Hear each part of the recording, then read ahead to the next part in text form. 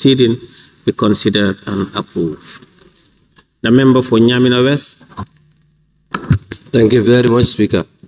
I rise to move that the corrections and records of votes and proceedings of the National Assembly sittings of Thursday, 19 September 2024 be corrected and approved. Thank you. The second member for Kiang Central. Thank you very much, Honorable Speaker. I rise to second the motion. It has been moved and seconded that the record of votes and proceeding of the National Assembly sitting of Thursday, 19 September 2024 be approved.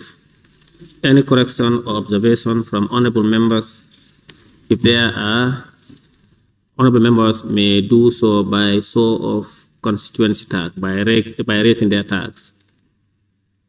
We will look at the record with page by page, beginning with page 1. Honorable members, on page 1, if there are any, you can raise your tag.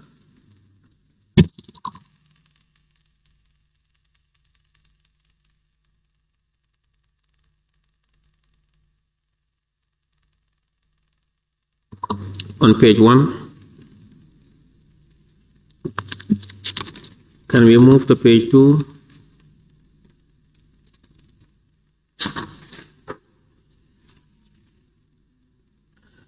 Any order on page 2?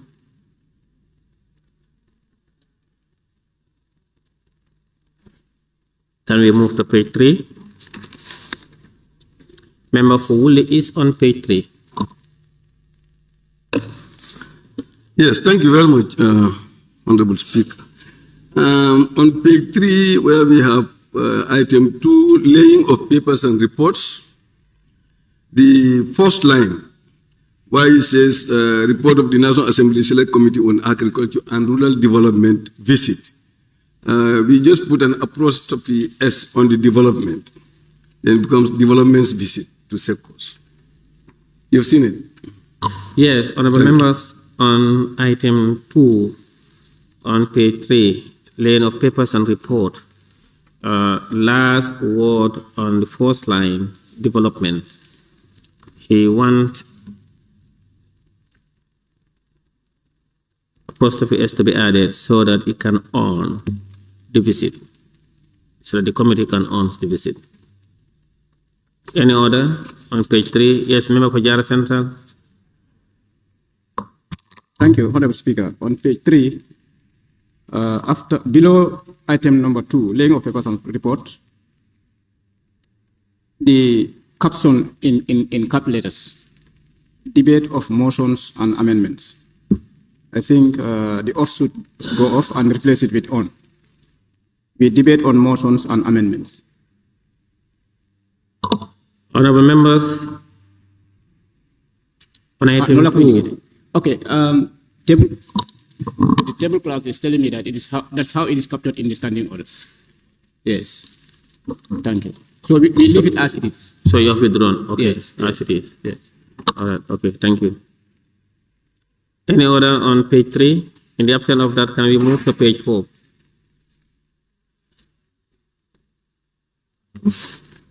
Page 4.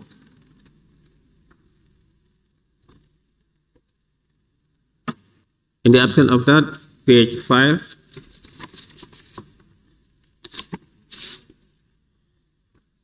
Anything on page 5?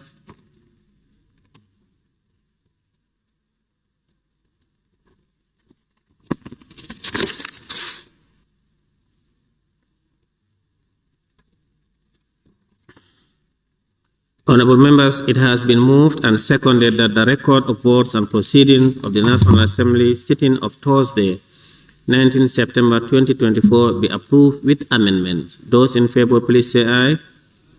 Those not in favor, please say no. The ayes have it. Thank you. Clerk, we may proceed. Before that, I want to recognize the presence of His Excellency, the Vice President, Mr. Mohamed B.S. Jallo, who is here today to attend to business under his docket. Mr. Vice President, you are most welcome, and to your officials from various institutions under your docket. Thank you, Excellency. Clerk, you may proceed. Order 66, second reading of the National Early Warning Response Mechanism Bill 2024 by His Excellency the Vice President. Honorable members, you will recall that the fourth reading of the National Early Warning and Response Mechanism Bill 2024 was done on Tuesday, 17 September 2024. And today is appointed for the second reading in accordance with Standing Order 66/2.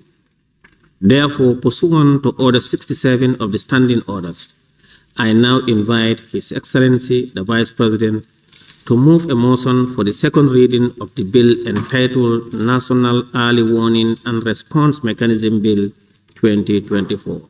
Your Excellency, Mr. Vice President, please move to the podium.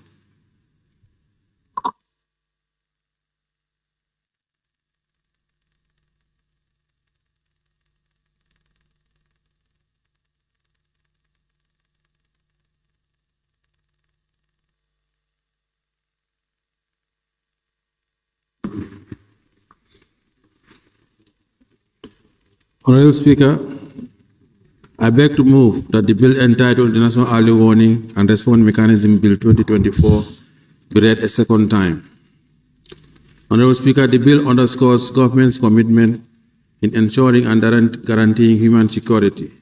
It also highlights government's recognition of the need to establish effective and efficient early warning mechanisms aimed at enhancing government's ability to predict, respond to situations threatening human security. Thus, the purpose of the bill is to make provision for the coordination of early warning and response mechanism in the Gambia and related matters. Further, it seeks to address challenges ranging from uncoordinated and fragmented mechanisms to non-existent legal and institutional frameworks for early warning and response. The bill covers the establishment of the National Early Warning and Response Mechanism Coordinating Center, as well as its functions, the establishment of the board of the center, administrative, financial, and miscellaneous provisions. Honorable Speaker, in pursuit of sustainable peace and security in the region, Chapter 4 of the ECOWAS 1999 Protocol, Mechanism for Conflict Prevention, Management, Resolution, Peacekeeping and Security, provides the framework for the establishment of a sub-regional peace and security system.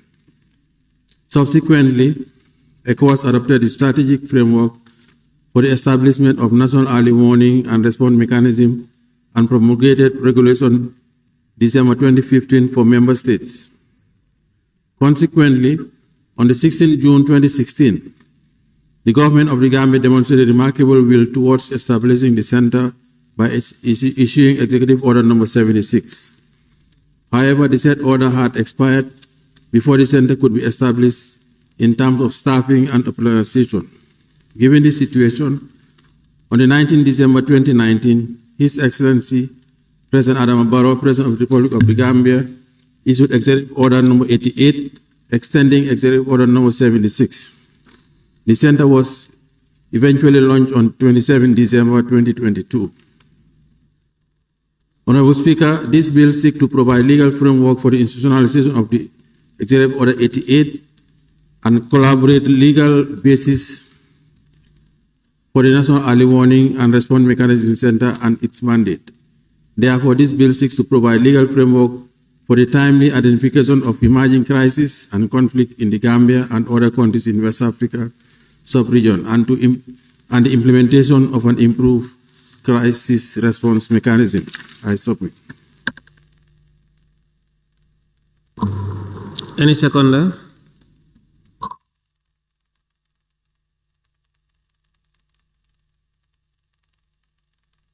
Any seconder?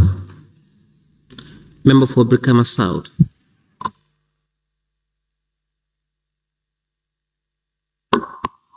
Thank you very much, Honorable Speaker. May I seize this opportunity to thank His Excellency for bringing this particular important bill before the National Assembly. First, before I proceed further, I want to second the motion and continue to have my intervention. Your Excellency, the National Early Warning and Response Mechanism Bill is an important bill. I want to believe that this bill will help us to identify and avert national disasters. If you look at the object and the reason, particularly where this particular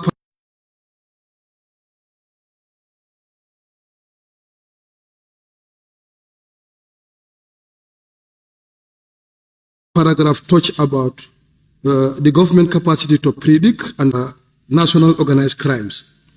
Your Excellency, is important as a country. You talk about the disease outbreak, which are very important, but we have to understand that we have what we call a disease belt sometimes, especially the inflow from one border to another where people use everything.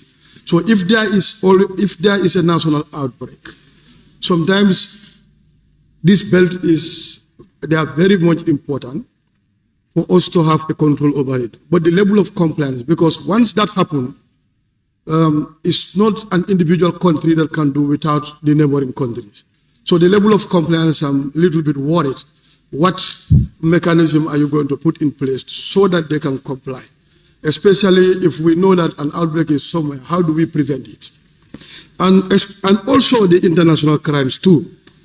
These are areas where we have to emphasize and make sure that we have a level of compliance. Since it emanated from the 1999 protocol, and which is very important, I believe us coming out with a bill to domesticate this agreement is also important. Your Excellency, you adequately mentioned about the remuneration component that is going to be appropriate through the National Assembly, but other sources are available.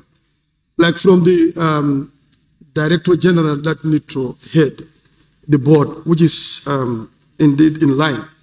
But there are some emergency appointments, and I know once appropriations are done, targeting certain individuals, those recruitment that can be done along the line, how do you take care of those things? I want you to shed light on those areas. Going forward, when you come to this particular national early warning, overall operation, which is very important. And before I conclude, I want to draw your attention to a lot of commissions and a lot of acts have been established, and they remain for more than a year, they are non-operational. How do we make sure that if this is passed, immediately put into practice the operational component?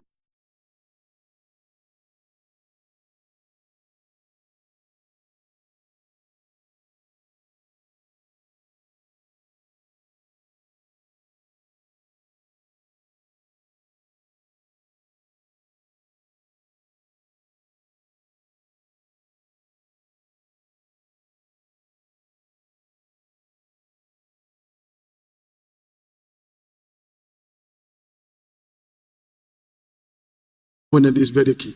And certain insecurity components, especially in the area of trade conflict and other issues. On that note, Honorable Speaker, I beg to move. Thank you.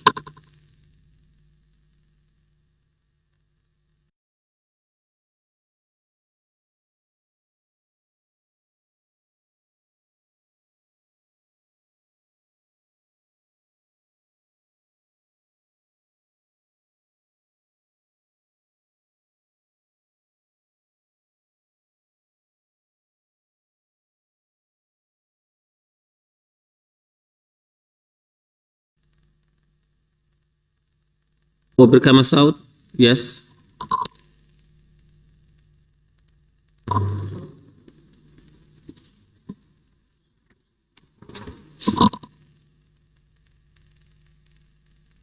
Oh no, the questions have been put since the first.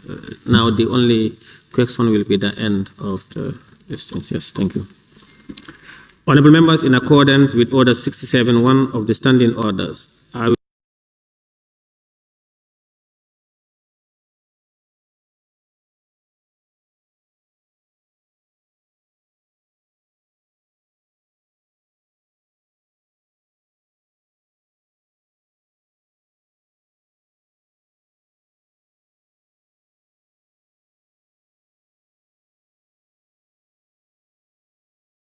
I will now open the floor for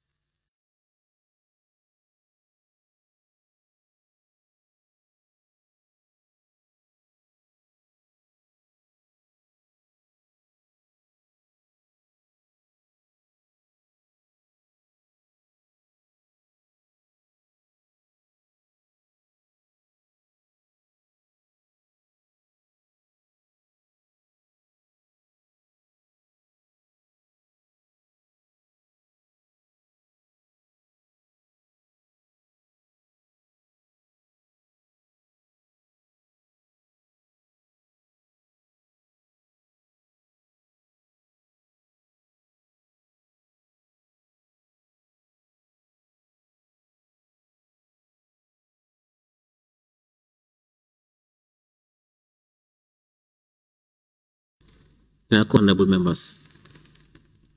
3 or 5 minutes. If you want more members, it can be 3 minutes. If you want to limit it to few members, 5 minutes. But that is dependent on you.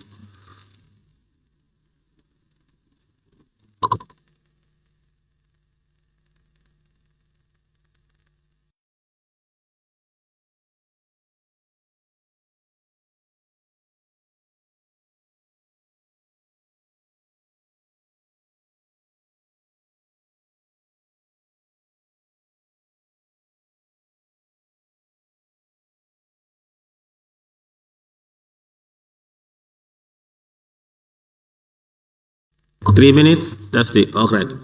Comment, Honorable Speaker, the bill early warning and response mechanism is timely. In essence, we heard from the mover of the bill, that is the Vice President, that the office is in fact operational through executive directives. So by the fact of legal framework, it is essential that we give a blessing to this very important bill so that the office can have a legal backing. We knew very well Gambia is a signatory to this very important document as an ECOWAS early warning and response mechanism. Yes. And also, the bill is timely as it will timely identify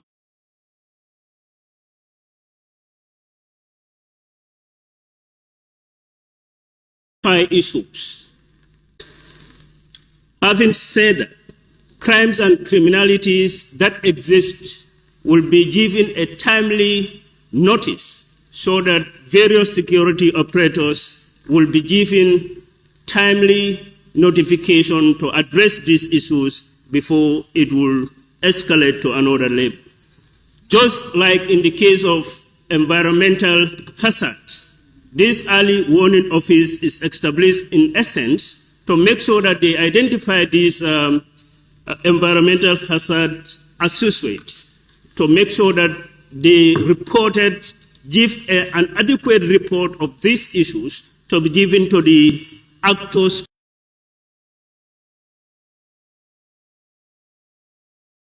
concerned so that they can act and remedy any situation before it will escalate. In essence, it also covers areas of pandemic and health-related issues. Honorable Speaker, the establishment of this office will enable our healthcare service delivery departments to have prior and effective knowledge of emergencies, crises related to health issues so that they can effectively intervene and address situations before it escalates. So, thank you, Honorable Member. I now invite the member for Pony Councillor. Thank you, Honorable Speaker. I thank the Vice President for heavily tabling this bill called the National Early Warning and Response Mechanism Bill. Honorable Speaker, through the Vice President, bills as important as they are brought to the Parliament. But one thing that we want to put it to you is after the bill has been passed, we want you to make utmost possible for this bill to be effective and implemented. Honorable Speaker, looking at the key issues of this bill, I think it will also address the unknown causes of some of those outbreaks of diseases, crimes within the regional or even country, or suspected issues or threats, just to name a few. We believe that if we are part of ECOWAS, anything that is ratified, and looking at it, it says the warning response mechanism at the 45th Ordinary Summit, in which it was passed or resoluted. So, being a country, we don't want to create gaps in making sure we also be seen doing it. Honorable Speaker, we believe that some of those responses will make change to our decisions, change to governance, and also change to some of this framework that will help in refugee crisis, and also disease outbreak, transnational organized crimes, threats to human impacts. So therefore, I will solidly ask my fellow honorable members for us to pass this bill, and again put it to the Vice President. It's not for cupboard beautification. So far we know a lot of bills has been passed here, but sometimes, constituting a commission is a problem, getting this aspect is a problem, getting this funding is a problem. So we want it to be seen effectively working, as we pass this bill, and not saying we lack this or X, Y, Z. I therefore submit. Thank you very much. Thank you. I now invite the member for Latikunda Sabiji to take the floor. Thank you very much, Honorable Speaker, for giving me the floor. Honorable Vice President, I join my colleagues to thank the government to be proactive to bring this type of bills before the National Assembly. In my understanding, the main purpose of this bill is to mitigate natural disasters or natural hazards, which include public health emergencies, which also include security threat, etc., etc. I want to be very brief this time around because it's wiser to be brief. But I want to ask you two questions. What are the key indicators that this government is going to put in place to make this strategy a very effective one? Honorable Speaker, also looking at the role conflict between institutions in this country, what kind of coordination will the government put in place to make sure that this strategy is coordinated between institutions very well to avoid role clash and role conflict? Thank you very much. Thank you very much, Honorable Member for Latikunda Sabiji. That was indeed very brief. Thank you. Member for Jara West, you have the floor. Thank you very much, Honorable Speaker, for giving me the opportunity. And let me use this opportunity to thank the Vice President and the government of the day and all the ECOWAS head of states for thinking wisely by coming up with this framework. Like it says, the National Early Warning and Response Mechanism Bill. This bill seeks to enhance government capacity to predict and respond to a broad spectrum of events spanning from violent conflicts to crises such as famine, refugee crisis, terrorism, disease outbreaks, and transnational organized crimes and other threats impacting human security. This is very, very important, as we know, but also we also have to thank the directorate on the ECOWAS body who done the study and come up with this idea because there was lack of coordination before, and then issues were times were just coming anyhow. But now, coming with this bill, we will prevent all those diseases before they come. We are prepared. We had the coronavirus and other diseases. We just jump up, unexpectedly when we were not prepared for it. But this bill will also address all those issues. We will be prepared when issues like this come, because these are natural issues that we live with. So government of the day will have a central unit that will take care and look after issues of this kind, which is very, very important. So on that note, I will also plead to everyone to give a support to this bill. Thank you, Honorable Speaker, for giving me the opportunity. Thank you very much. Member for Bakau, it's your turn now. I'm declining. You are declining. Thank you very much for your generosity. Member for Kiang West, you have the floor. Thank you so much, Honorable Speaker. Honorable Vice President, thank you very much.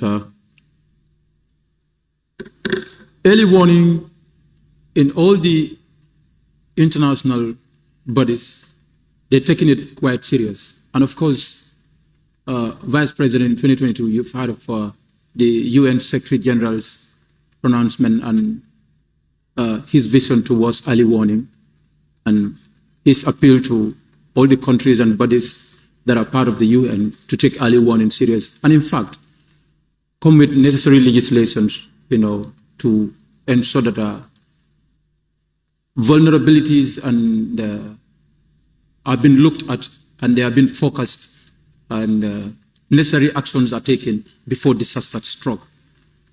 And of course, climate change is very real. And it is consuming us very well. As a country and as a sub-region, we depend so much on our environment for survival. But of course, climate change is definitely having a lot of negative impact in this environment. But with the advent of legislation to look at issues that might happen in the future and to focus them and try to take prior actions, actions that are very cost effective, because that is one of the main principles of early warning. It has to be cost effective, because when the disaster strikes, the amount of funds that we spend on them are so huge. And sometimes we cannot, in fact, cover the loss, that we realize in those disasters. But then focusing as quick as possible and responding to those things, definitely will reduce the impact of the disasters when they struck. But of course, we cannot be able to avoid so many things. But what we could do is to respond as quick as possible.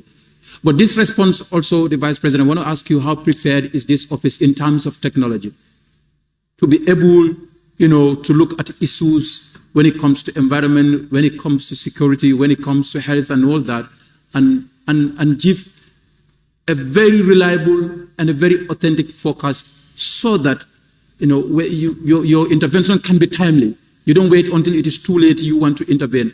But when they have necessary resources, it will help them so much.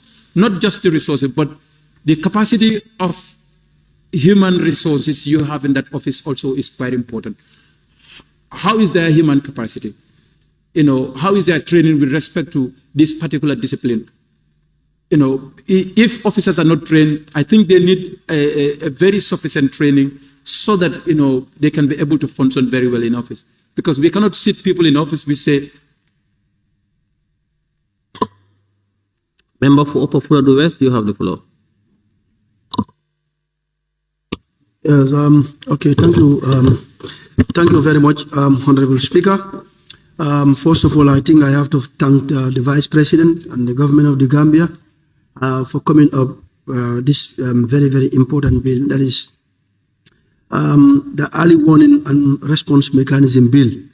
I think this is very, very important simply because we all know climate change and global warming is a reality. So as a nation, we have to be very, very prepared before we are hit by disaster. So I think this bill would serve as an observation and monitoring system for conflict prevention and disease and decision making in member states. This bill also is to mitigate natural disasters, crime, and other things.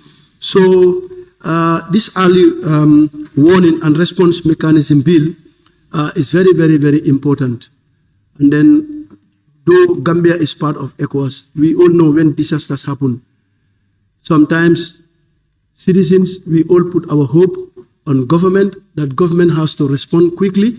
So, but if we have that mechanism in place, this would serve as a yardstick for government to measure when disasters are to happen. Like, for example, when crimes are to happen. So, coming up with this bill, I think is very, very important. And then secondly, I would also like to thank the Vice President and also to advise government of the Gambia that, as alluded by one of the honorable member who said, these are very, very important bills. And then setting up this commission should be done as quickly as possible, because we all know the, how to call it, climate change and global warming is a reality. And then in the history of the Gambia, up to this time, 22nd September, and it's still raining. 10 years ago in the Gambia, rain stops immediately August. When August ends, rain stops. But now, rainy season can go up to October. So this is a clear testimony that we have to put our house in order. So coming up with this bill is very, very important. Now, the only thing that I want to ask the Vice President, like if we set up this commission, now what is going to be the role of the NDMA as far as this particular bill is concerned? So that is the area I want clarity, because I want to believe that is their purview, and then coming up with this bill, and which I'm pretty much sure the commission will be set up, whereby those are the people who are going to be responsible for this. So now what is going to be the role of the NDMA? So I thank you so much. Thank you very much. Thank you. Member for Bunu Kakunda, it's your turn now. Thank you very much, Honorable Speaker, for giving me the floor. First of all, I want to also thank Vice President and the government of the Gambia for bringing this important bill. I think this bill is important in a sense. It's more of bringing something that is going to be proactive. In a sense, when we talk about early warning and response mechanism, is to put in place things that are ahead of us so that we can try to have mechanism to address some of those things. So, and I think, as we always say, prevention is better than cure. So, and I'm not here to respond, but I think having this bill pass, it will definitely, allow the center to effectively do their work and to also coordinate issues of early warning threats and transnational issues. So there, as far as national issues are concerned, especially in the area of disaster, I think with this center, they will be able to coordinate and collaborate with National Disaster Agency to see what are some of the things. Hopefully, they may advise each other and come up with something that can at least address some of these issues. So this bill, definitely it will also enhance government capacity to be able to respond to issues of violence, terrorism, and so forth. And I think we are in an era wherein these are all changing challenges for national security. So coming up with this bill, I think is important, and definitely I will appeal to my colleagues to definitely, make this bill pass, so that those who are going to be responsible in that center, let them also be very proactive and know why they are there. And equally also, the assembly also, we should be able to support and give them all the necessary support so that they can execute their function. Thank you very much.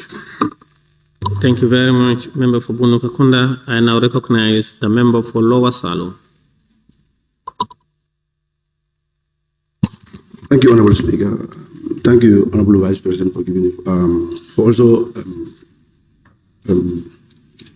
start to contribute on this particular document. It's a long overdue. Honorable Speaker, yes, it's good. This bill comes to Parliament and we will support it.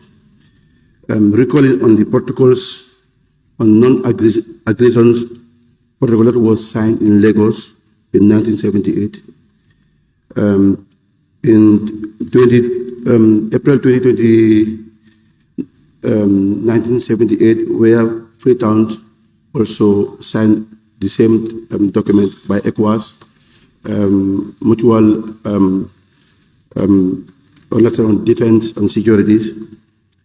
Honorable Speaker, most importantly, the essence of this document is aimed to, the objective of this document to create mutual understanding, mutual defense against armed treaties that are used by the criminals.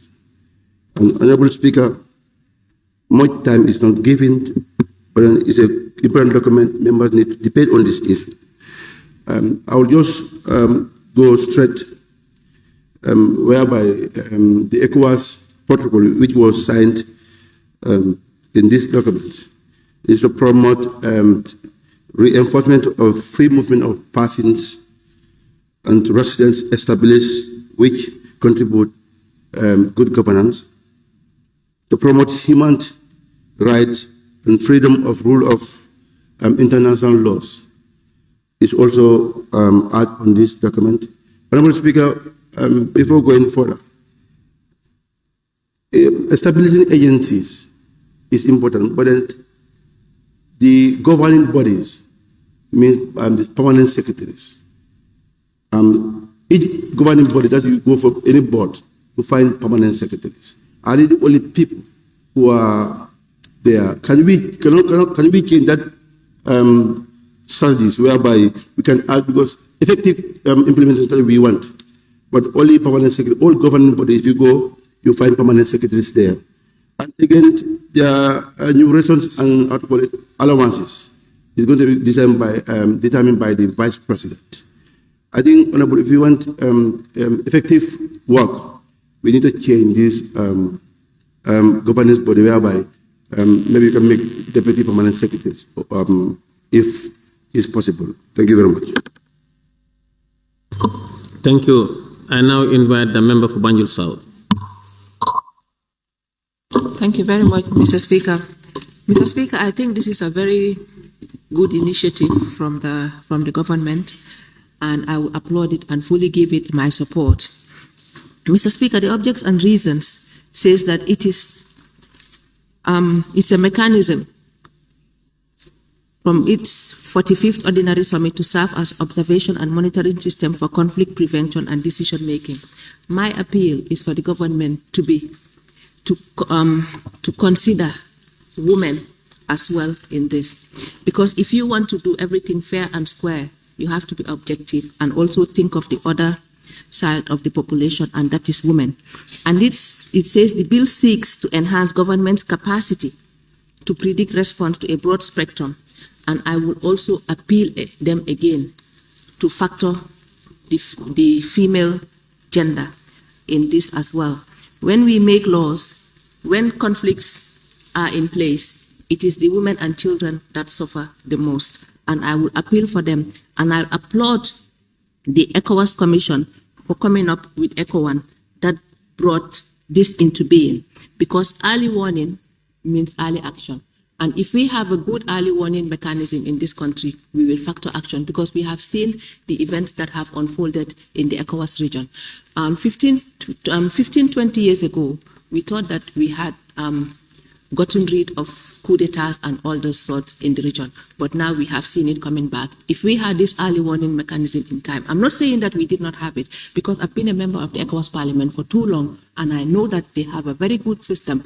They have warned states that have been through coup d'etats, but they were ignored, because I was witness when Guinea was being warned that a coup d'etat is just knocking on their doors, but it was totally ignored. And I think Gambia will not be a party to that. If we are warned, let us try and adhere to our warnings. Thank you very much. Thank you very much, Honorable Member of Banjul South. I now invite the member for Woolly East. Yes, thank you very much, Honorable Speaker. Honorable Speaker, I thank the Vice President for coming up with this bill, which is timely because we've been talking about it for a long time. We think it is very important that we have early warning center in this country. But I just have a few questions. I want the Vice President to help us explain. Because when I read this thing quickly, I've looked at their function, but what is being mentioned there is all about security, human security, which is in general. Also, when you look at their objectives also, you see everything is talking about security, crisis. So my thinking is that the ECO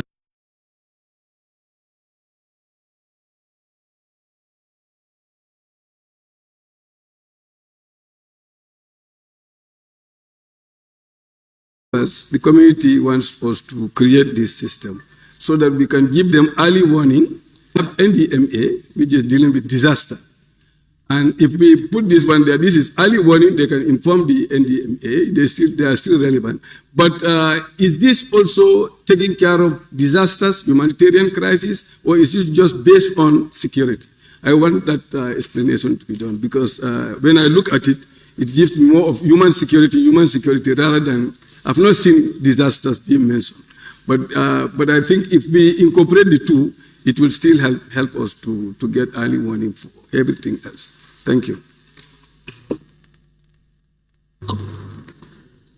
Thank you. I now invite His Excellency, the Vice President, to respond to issues raised and wind up the debate. Your Excellency, Mr. Vice President.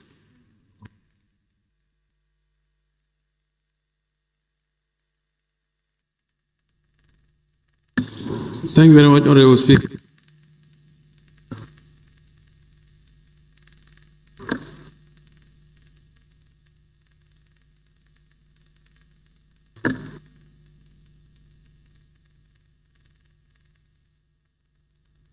Honorable members, please, what's going on? Your Excellency, your vice is on. Please, okay. Technicians, Yeah, it's now on. Thank you very much, Honorable Speaker. I want to take this opportunity to thank all the honorable members for their support. I also want to inform this August Assembly that, as has already been mentioned, the center already exists. And for the benefit of the honorable member for Banjul South, it's actually headed by a woman. The woman is the head of the institution, so obviously, I'm sure they will take care of those issues. And in terms of the function, as honorable member for Woolly is mentioned, human security, all disasters affect human security. There are anything that has to do with human security, even land conflict issues are addressed. Like I said, it already exists due to executive order, but for it to be more strengthened, that's why it has to come to Parliament for Parliament to enact a law that will actually bind it and give it more power. And in fact, as honorable members who are part of the ECOWAS Parliament are concerned, they are aware that ECOWAS is actually ready for us to enact this law so that more support can be provided for the center. In terms of the technology that honorable member for Kiang West has mentioned, they are already providing even VSATs for this center so that we have the capacity, to have quick information that can be shared. In terms of the role for NDMA, their role is to respond to disasters. And as some members have said, the early warning center actually provides them the information so that they can get ready and have early warning information as far as when disasters are about to happen. I also informed the honorable member for Kiang West that yes, actually, this is one of the institutions that actually have very young, dynamic, staff, and they are very, very, very good analysts. I must confess, I was actually pleasantly surprised by their young age, and their expertise. And this is really something that we support. I think having this bill enacted actually will empower them and enhance their capacity. I mean, if there is need for any new staff to be recruited, obviously it will go through to the board. Like I said, it currently exists, and they report directly to me. Now, one of the things that this bill seeks to bring about is actually to bring a board that will serve an advisor to the vice president rather than them going directly to the vice president. It will also enhance their work. Now, the issue of the permanent secretary, I know that many times there's a complaint about permanent secretaries being in board, but there is a reason for that, because the permanent secretaries are the decision makers. That's why they need to be there. Sometimes it's not possible for the permanent secretary to be there all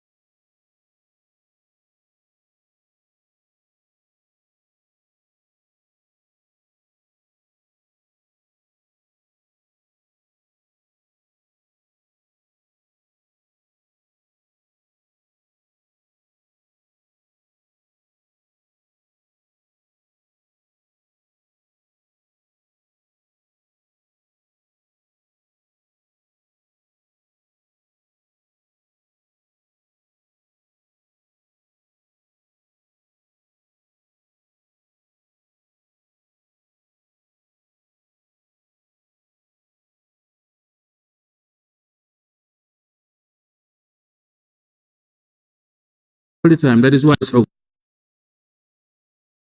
was body that they are actually doing very well, as even with the limited resources they have. Right? President, honorable members, it has been moved and seconded that the bill entitled National Early Warning and Response Mechanism Bill 2024 be read a second time. Those in favor, please say aye. Those not in favor, please say no. The ayes have it. Clerk. The National Early Warning and Response Mechanism Bill 2024. Honorable members, in accordance with Order 68, Sub 1 of the Standing Orders, the bill is hereby referred to the Assembly Business Committee for committal to either a committee or committee of the whole Assembly. Thank you. Clerk, we may proceed.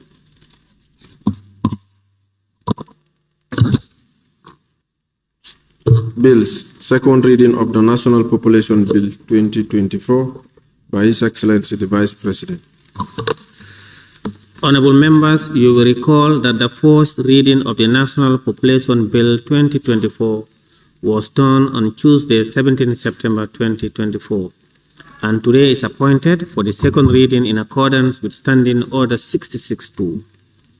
Therefore, pursuant to Order 67 of the Standing Orders, I now invite His Excellency the Vice President to move a motion for the second reading of the bill entitled National Population Bill 2024. Your Excellency, Mr. Vice President.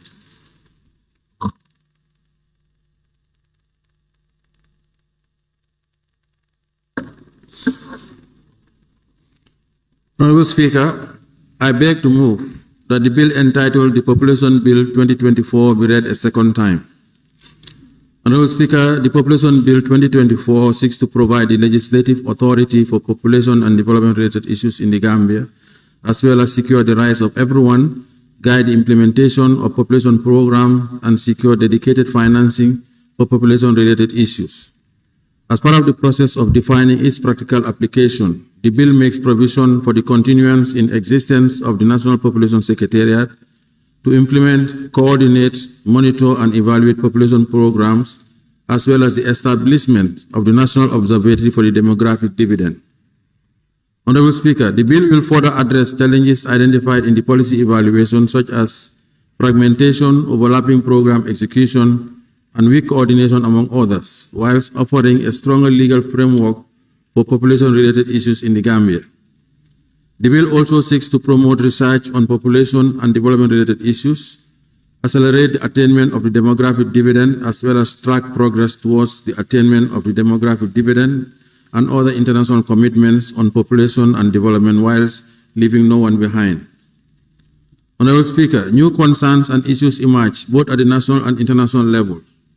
This includes the changing age structure and its implication on the demographic dividend, high population growth rate, rising neonatal infant and under 5 mortality, high levels of both fertility and teenage pregnancy, as well as increased population density in the urban areas, putting land resources and social services under continuous pressure, among others, required adequate legislation. Therefore, this bill is a comprehensive framework to address population-related issues, promote data-driven decision-making, and ensure that demographic factors are considered in various aspects of national development in the Gambia and incorporates and aligns emerging issues with current and future realities of the Gambia. Honorable Speaker, the bill has the following objectives. 1. Provide a legal mandate to the Commission to garner political commitment and prioritization of population issues in national development. 2. Provide a legal mandate for the Secretariat to lead the formulation, implementation, coordination, monitoring and evaluation of all activities relating to population and development. 3. Establish a national observatory for the demographic dividend to be hosted by the Secretariat. 4. Empower the Secretariat to lead the implementation, coordination, and monitoring of the activities of the observatory. 5. Establish a board of directors responsible for managing the affairs of the Secretariat. 6. Address population-related issues, promote data-driven decision-making, and ensure that demographic factors are considered in various aspects of national development in the Gambia. 7. Identify the Secretariat as the focal point for all population-related activities, both at the national and international levels. And 8. Ensure minimum norms and standards are adhered to in the implementation of the population policy and programs. I submit. Any seconder? Member for Lower Fuladu West. Thank you very much, Honorable Speaker, for giving me the floor. I rise to second the motion and also to partake in the debate. It is long overdue that the government of this day have aligned itself with the global dynamics. This population bill is long overdue. If you can understand that the population secretariat has been established since 1972 and it was operating under a policy framework. And I think it is in line with the AU Agenda 2063 to make sure that we legislate a law that will mandate the Secretariat to perform its functions. As the Vice President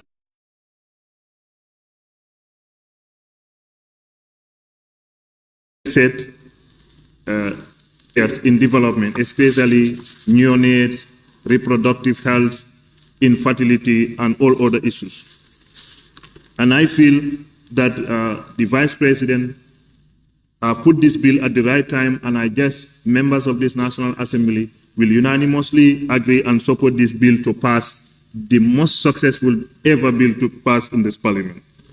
But then I also ask questions to the Vice President. You see, the National Population Secretariat, as the bill seeks to address, will be a gateway entrance for all development-related issues in this country, especially in the area of reproductive health and the others. I want the Vice President to answer this question. Will there be any duplication of effort whereby some development partners, somebody will sit at State House to dictate what the Population Secretary should do? Those are things that have been happening, and we want whether he have a mechanism to address those issues. Number two, the question I asked that this is related, is a cross-cutting activity. For the fact that it's a cross-cutting activity and we are establishing an ongoing secretariat, how committed is government ensuring that this commission will be an autonomy to do its function very well, because they are going into research and they will publicate, there will be data publicity. And it should not be any interference, that the population secretary should be given all the leverages to be able to fulfill its mandate as far as Now it have come up to the National Assembly that they've been given by legislation to perform their function, which is going to be described in this act. So how much or how committed is the government regarding things? On that note, I want to urge all my colleagues to bless this bill so that it can successfully pass. Thank you.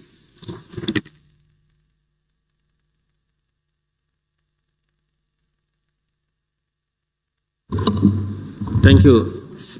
I'm not sure if the National Population Secretary are independent or they're under the office of the Vice President. Thank you, Honorable Member, for seconding the motion. In accordance with Order 67, Sub 1 of the Standing Orders, I will now open the floor for debate on the general merits and principle of the bill only. Any honorable member who wishes to partake in the debate may do so now by show of thanks. In fact, many people have made it on my list. Beginning with the member for Lower Florida West. Okay, the member for Opanyomi, you have the floor. Thank you very much, Honorable Speaker, for giving me the opportunity. Honorable Speaker, let me first of all thank His Excellency, the Vice President, and the government of the Republic of the Gambia for bringing this important bill before the National Assembly. It's really important and timely, as stipulated by in the object and reasons. The population's bill seeks to provide the legislative authority to population development-related issues in the Gambia. And when you go to the second paragraph, as part of the process of defining its practical application, the bill makes provision for continuance in existence of the National Population Secretariat to formulate, implement, coordinate, monitor, evaluate population programs. Honorable Speaker, these are financial driven. So I think I'm appealing to the government of the day and the National Assembly to be more committed to allocate the required resources for the functioning of this particular. Speak a bit louder. Yes. What I'm appealing is, you cannot have an institution of this nature without providing required finance for them to be able to operate effectively. So I'm appealing to the government and the National Assembly at large to make sure that we allocate the required resources to this particular institution in order for them to carry on their functions as effective as we expected. And thank you so much, Honorable Speaker, for giving me the opportunity. Thank you. Thank you very much, Member for Opanyomi and Majority Chief Whip. The member for Bakau constituency, you have the floor. Thank you very much. This time around, you are not going to donate us your time. No. Thank you very much for giving me the floor. And I thank the Honorable Vice President for coming up with this wonderful bill. Having gone through the objects and reasons of the bill, it has already spelled out what the bill intends for its citizens. I have a little concern when it comes to the bill. Unless I hear from the Honorable Vice President, then I can know whether to give my blessings or not. The disclosure of interest of a member who has an interest or undertaking a company with which the Commission propose to enter into a contract. Unless I hear from the Vice President's response, then I can then decide whether to give my blessings. On that note, Honorable Speaker, I thank you very much. Thank you very much, Member for Bakau. While you await the Vice President response, and I hope that you will listen to your colleagues' comment, who will be able to convince you or not. Thank you. Member for Banjul South, you have the floor. Thank you very much, Mr. Speaker. Mr. Speaker, I will also join my colleagues to give a blessing to this, because without data-driven, we cannot do anything positive. At the moment, we are saying that women are the majority, children are the majority, and if we do not have this population data, we will not be able to. And I'm glad to hear the Honorable Vice President say that this is going to be driven, population demographic, driven by policy and action. So all I can do is to give my blessing to it and make sure that what my honorable colleague said would be adhered to, because we cannot be driven by desktop technocrats. We need to go out there and know exactly what is on the ground and make sure that we do the right thing.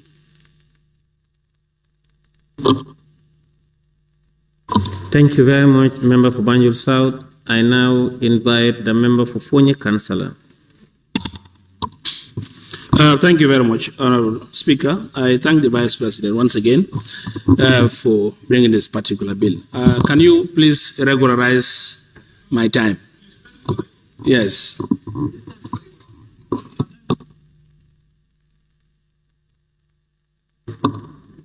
Thank you very much, Honorable Speaker. I thank the Vice President for ably tabling this bill. But you have used 15 seconds. Continue. All right. So, thank you.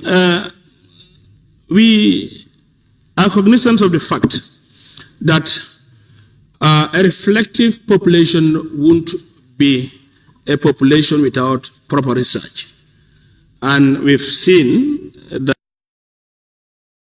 that it will also include, as part of the object reasons that the Vice President read, research will also be at the center stage of this particular bill. And now we all know that the National Population Secretariat is existing. And looking at the objects and reasons, it said the National Population Secretariat to formulate, implement, and also monitor or evaluate population programs. It's good to put things in paper, but in practical, whether it will be. These are questions that we need to. Because my other issue is this.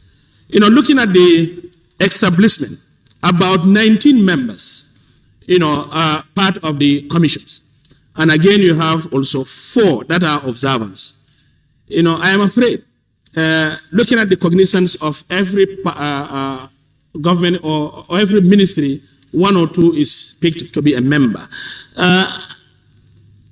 Vice President, we want you to assist us in this. Would it be of informed decisions having this 19 category of different departments being part and parcel of this commission? The other thing also, you've also talked about the age structure change and also the rate of teenage pregnancy. I think also it has to be inculcated in the National Population Security, in their programs, and also national civic education, for it to be used wisely and educating citizenry, especially the young, in terms of inculcating morals, teaching them ethics, and also developing that notion to understand what they are up to. Honorable Speaker, we believe that this bill will also be of essence and will be very useful. So I believe so. I want the Vice President to assist, distinguish these two. National Population Secretariat, its function, and also this commission, whether there will not be a flow of gap between their functions and their mandate. Thank you very much.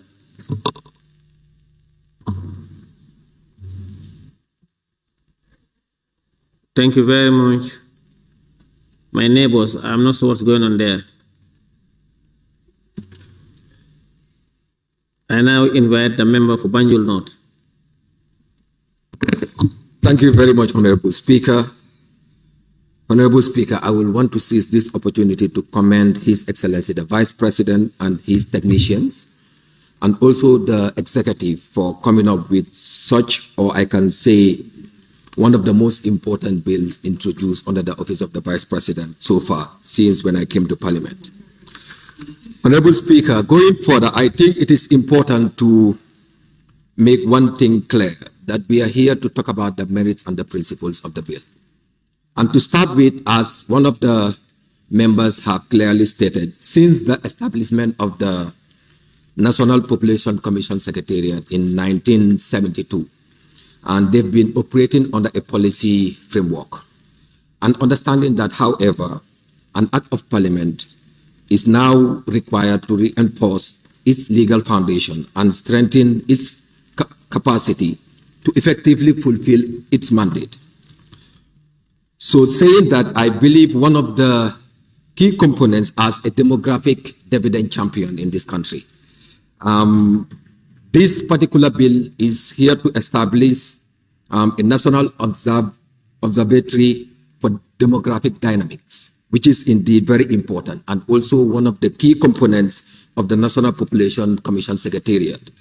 And looking at it, it requires a solid legal mandate. I think these are very important things that we should put together. Understanding that as a country, we are in high gears in terms of harnessing demographic dividend. And in doing so, we must put the required tools in place. And one of it is to put the legal framework, that is to strengthen the entire process. And I believe as a country, understanding that we are youthfully populated, it is indeed very important to consider such a document. Because as we are talking right now, we are realizing what we call harnessing demographic dividend. But in the near future, here against 2050, that particular window will close. But what are we putting in place to better prepare ourselves as a country? So I think coming up with such a particular document, again, I will commend His Excellency the Vice President for doing that, and I will also urge the entire August Assembly to consider this important bill, and also understanding that it is the first bill introduced as far as population is concerned in this country. I will propose for this bill to be committed to the ABC, for them to further commit it to any committee that will further go and make sure that things are done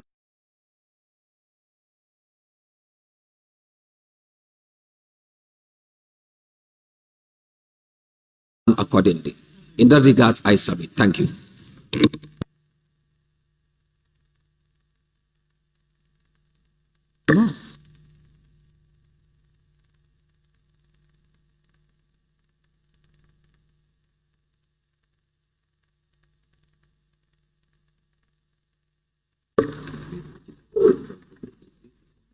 Thank you very much. Honorable Vice President, once more, I want to thank you, Your Excellency, for another important, document. Vice President, when it comes to the issues of population, without correct, reliable, and up-to-date data on population, I want to question, how do you equitably allocate your national resources and you prioritize national development? There is no bill that is as important as this document that has ever come to this parliament. And anybody who knows the distributive justice principles when it comes to the resources, national resources, this is directly connected to the population. So the pressure on some of the available resources is because of the required data that we have with respect to the population that should benefit from that particular resources. If you look at even our schooling system, the available resources that is available for teaching and learning is far less than the demand that we have on them. When it comes to health sector, it's the same thing. There are areas that are hugely and so much populated. So when it comes to the health services that we're giving them, it's definitely not sufficient. We cannot definitely give what is sufficient, but at least that can meet the demand of the population in that particular area. If you look at for the case of the health centers like Serakunda, let me give that. The pressure on that health center does not really match the infrastructure and the resources in that health center.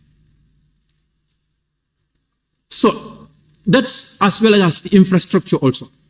So all these things are quite important. But someone has talked about somebody directing the issues of population. We know population is very sensitive. And it has connection to something I don't want to talk about.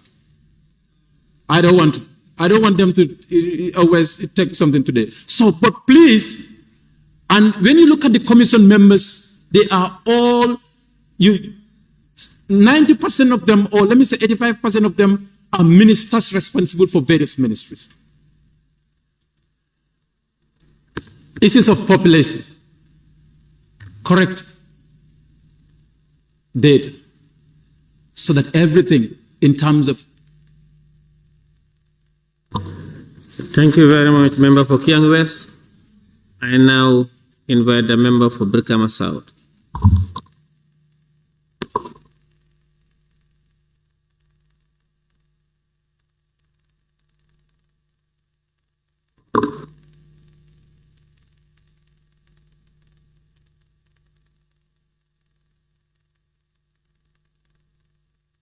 Yes, please go ahead.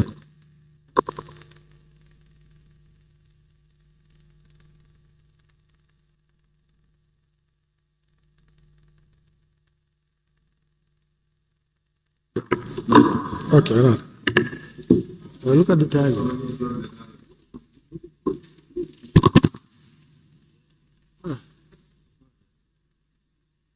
It's okay, huh? Let me go ahead. Mine is going to be a short intervention. Thank you. It's going to.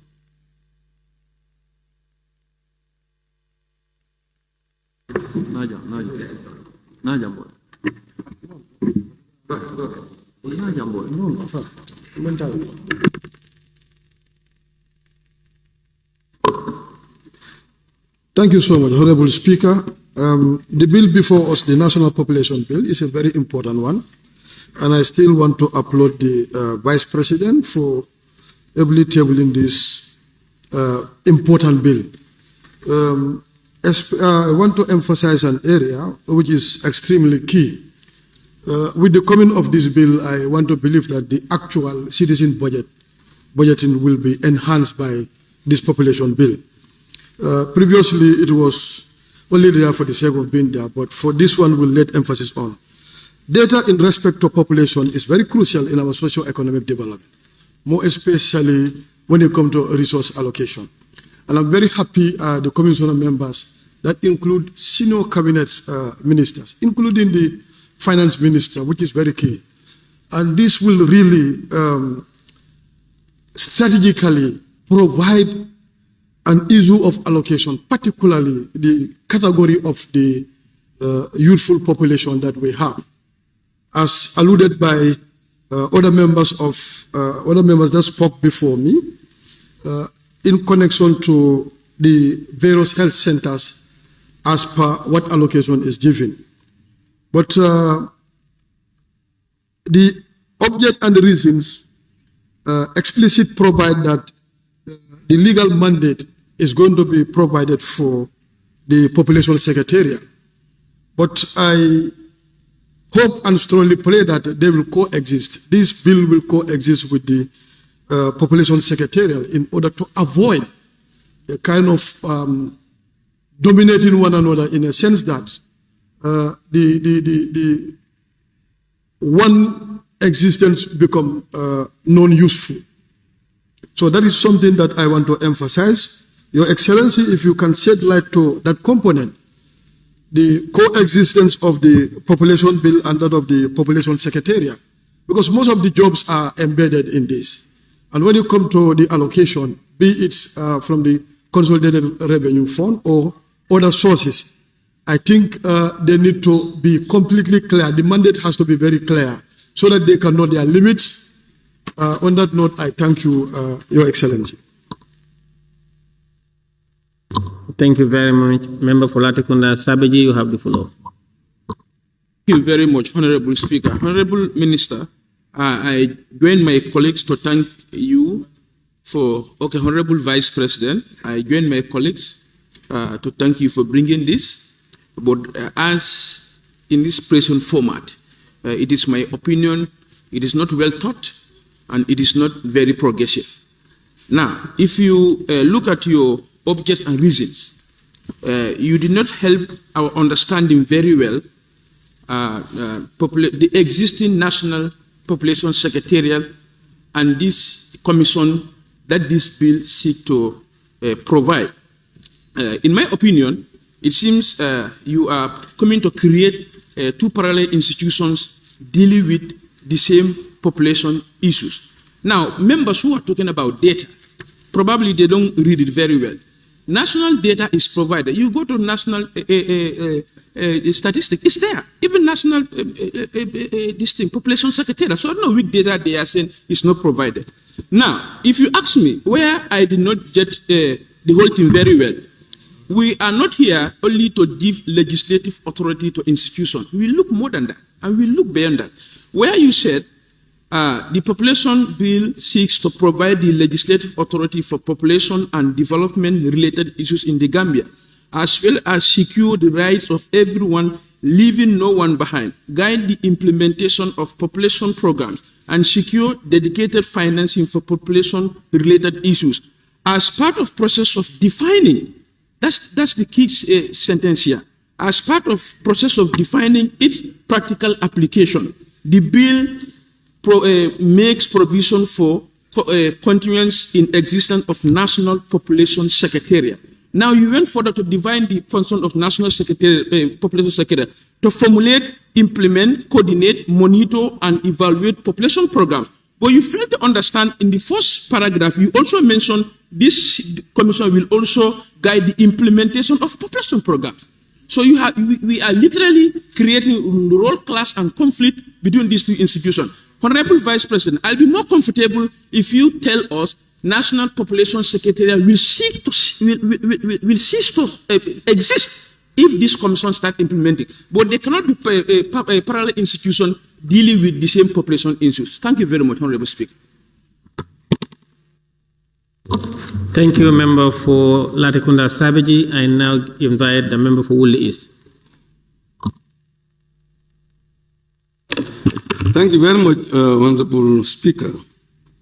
I also join my colleagues to thank the Vice President for coming up with this very important bill. My observation is close to what the member for Latrikunda has said.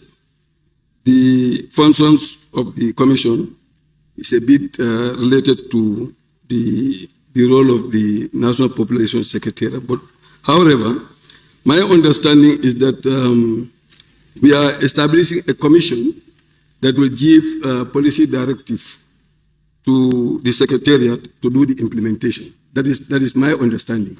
The Population Secretariat has always been complaining that their role is wide, but they are being limited to housing and population census. And I think what we are trying to do here is to give the importance to the sector that it deserves so that it can do all its encompassing role.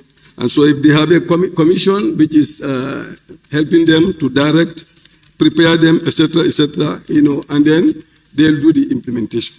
However, Honorable Speaker, I just have a concern that a member of the National Assembly has been mentioned as part of the commission. So, and we are an implementing body. We are not an implementing body. We are so we need to be cognizant of that. My other concern, Vice President, is the fact that we are creating a lot of institutions, which is building up the bureaucracy. And you know, wherever we build something, we know we have to do the funding. So whatever we are going to do, whichever institution we are going to build, we must ensure that we already have in place, you know, finance that will ensure that that place is being run properly. Otherwise, we'll just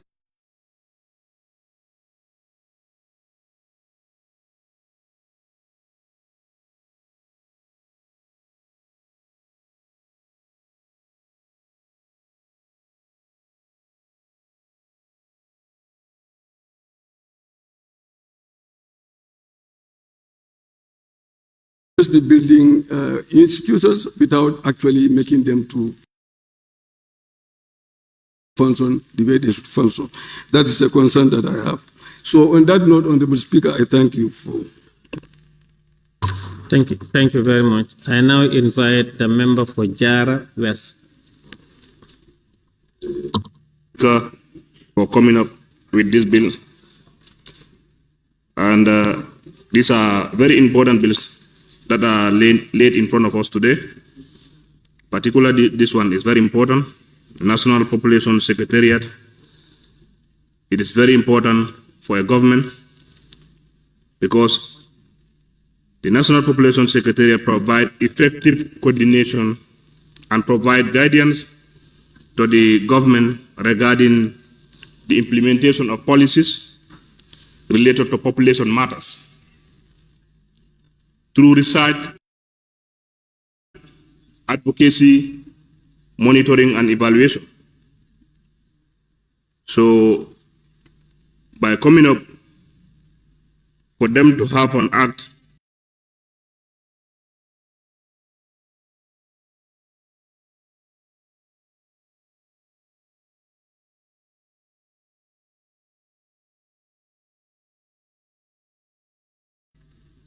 is very important. So I just want to give my support and my few intervention because this is a very important bill that I feel I have to add my voice and encourage members, let's not waste time in passing this bill. On that note, Honorable Speaker, thank you very much.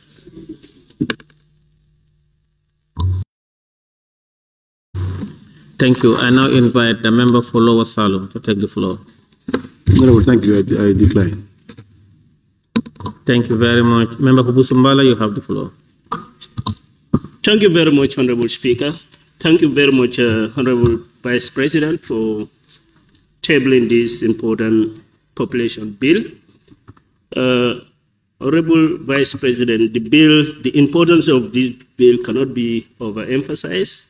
To ensure improved quality of life of people in this country, we need to have a correct data for that matter. A correct data that will enable the policymakers and even the National Assembly to make a proper budgeting for sectors that are essential. If you talk about the gender budgeting, this bill can effectively help us to address such issues. If you look at various socio-economic and even environmental impacts, this bill have a direct bearing in addressing issues of such. Densely populated areas are prone to certain, pandemic and even environmental hazards. So with the coming up of this bill, we will have a proper data and which we are going to use as a yardstick to prefer remedies and solutions for emerging crises and other related issues. On that note, I join with my colleagues to give a blessing to this bill. Thank you. Thank you very much, honorable members. I now invite His Excellency, the Vice President, to respond to issues raised and wind up the debate. Mr. Vice President.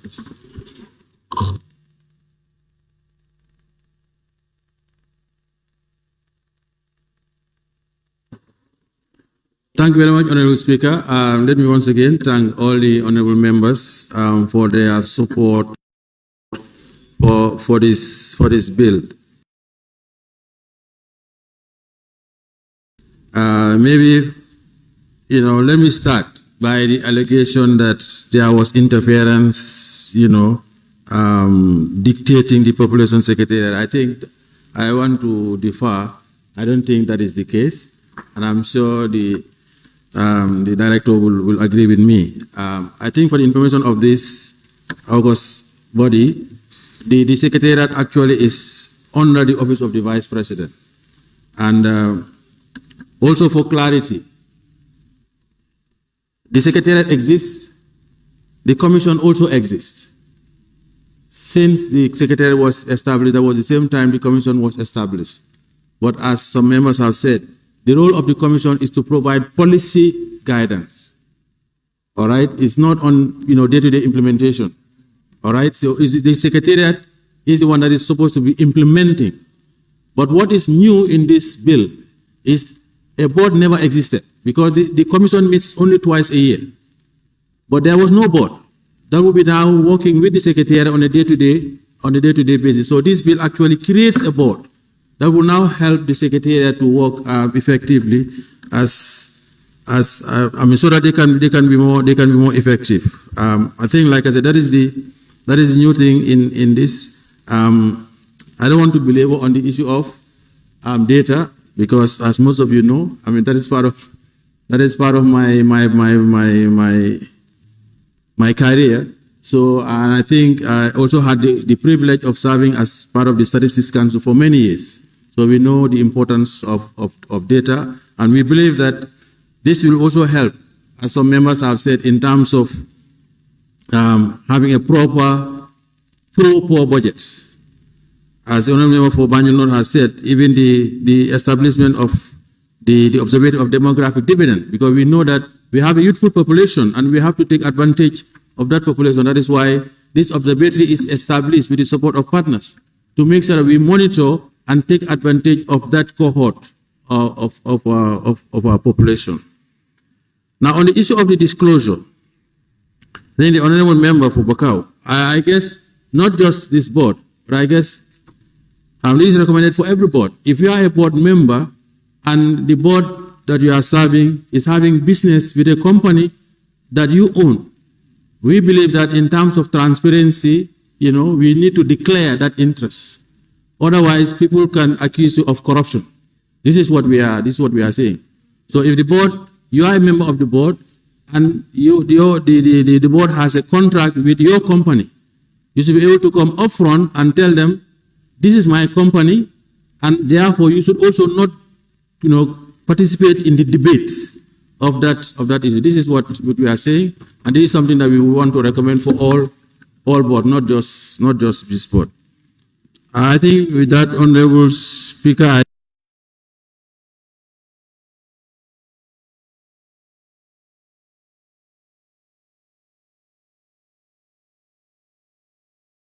I think those are most. Honorable members, it has been moved and seconded that the bill entitled National Population Bill 2024 be read a second time. Those in favor, please say aye. Those not in favor, please say no. The ayes have it. Clerk. The National Population Bill 2024. Honorable members, in accordance with Order 68, Sub 1 of the Standing Orders, the bill is hereby referred to the Assembly Business Committee for committal to either a committee or committee of the whole Assembly. Thank you. Welcome.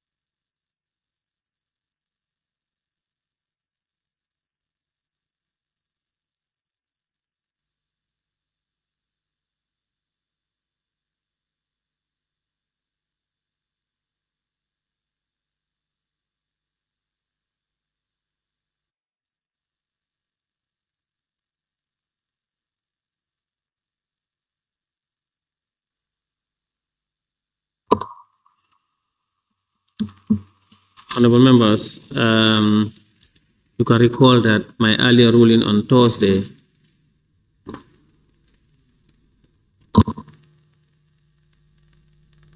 my earlier ruling on Thursday that, and I instructed the Hansard division to look at what happened and report back on Friday. Unfortunately, they didn't do it yesterday, and I insist they must do it and bring it back.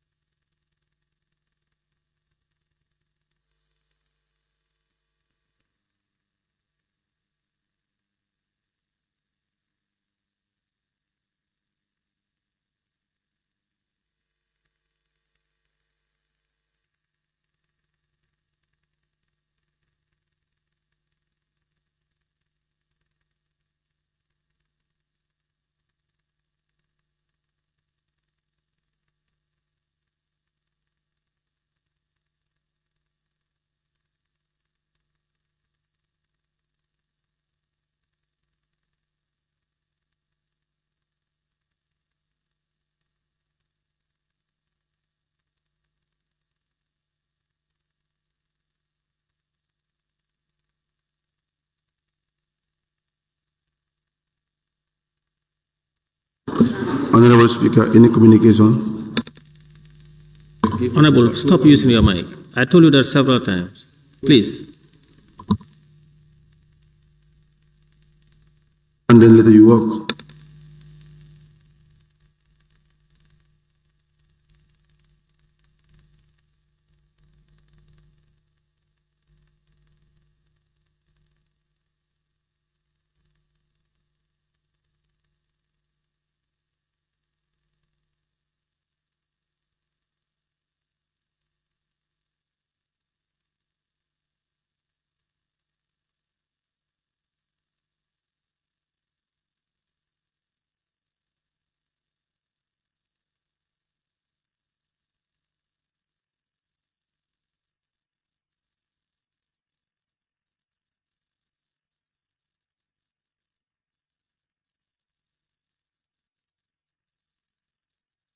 Thank you, honorable members. Thank you. If you can recall, on Thursday there was an incident that happened between the members for Sabasanjal and Joshua, and there was a point of order subsequently raised by the member for Joshua that the member for Sabasanjal used an abusive language towards him and he must withdraw. And I told him that myself and my team, we've not heard what the member for Sabasanjal said, and I requested the honorable member and I asked him if he actually have said that.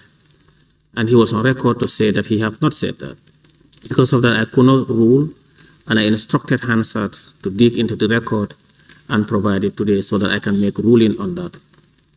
And Hansard did exactly that, and the director of Hansard just reported to me now that they have went through their devices that they use to record the proceedings of National Assembly, and at their level, because the mics were off, so they did not capture any of those languages or what the honorable members were saying.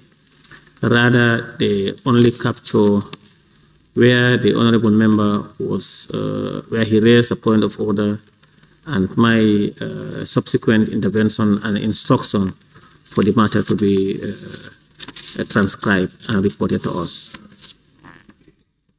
So therefore, on that matter, I cannot rule on that matter, and as such, the matter is disposed. Clerk, you may proceed. That's my order paper. Honorable Member for Lower Salem, not on that matter. Are you rising for that matter? If that's matter, please don't. No. No, please. Not on that matter, please. Not on that matter, sir. Honorable Speaker, very well. They can only transcribe when the mic is on. But there is a procedure. This was a live coverage. You could have also engaged IT also in this matter. Please sit down. Please sit down. Honorable Member, you are out of order. The official record of the National Assembly is the Hansard. I can only rely and instruct that Hansard provide us information. Order, please. Order. So that does it for that matter. Clerk, please continue. Order 72, consideration stage of the Nutrition Bill 2023 by His Excellency the Vice President.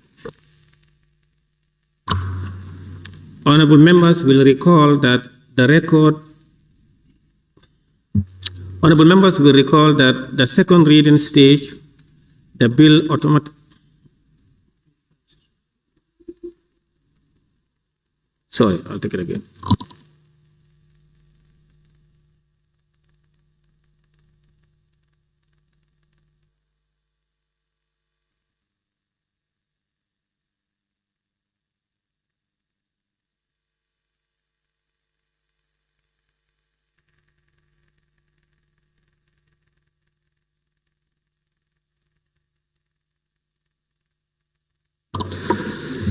Honorable members will recall that after the second reading, the bill automatically stood referred to the ABC. Therefore, the bill is appointed today for consideration stage in accordance with Order 72. During the consideration stage, members shall have the opportunity to give detailed consideration and scrutiny to every clause and schedule in the bill. This stage also provides the first opportunity for amendments to the bill to be debated and voted on. I will now therefore resolve the Assembly in the Committee of the Whole Assembly to give consideration to the bill, that is the Nutrition Bill 2024. The Assembly now resolve in the Committee of the Whole Assembly.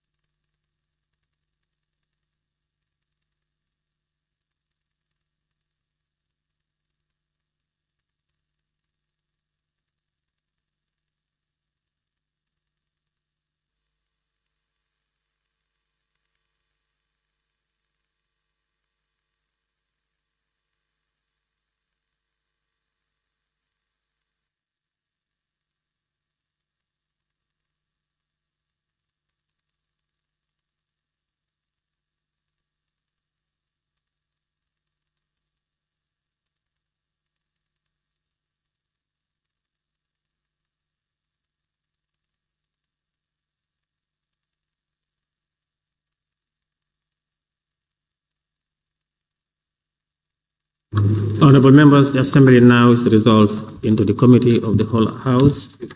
That's the consideration stage to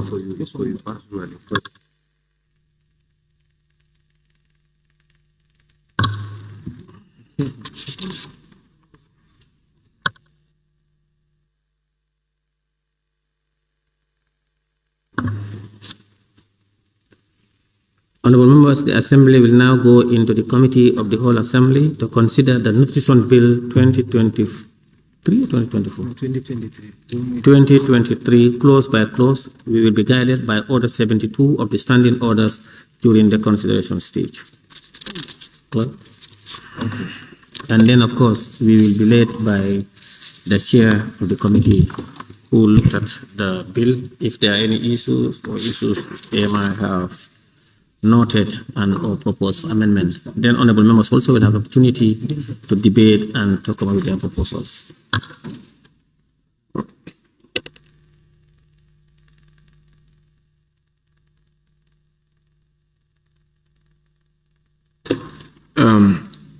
Clause 1, short title.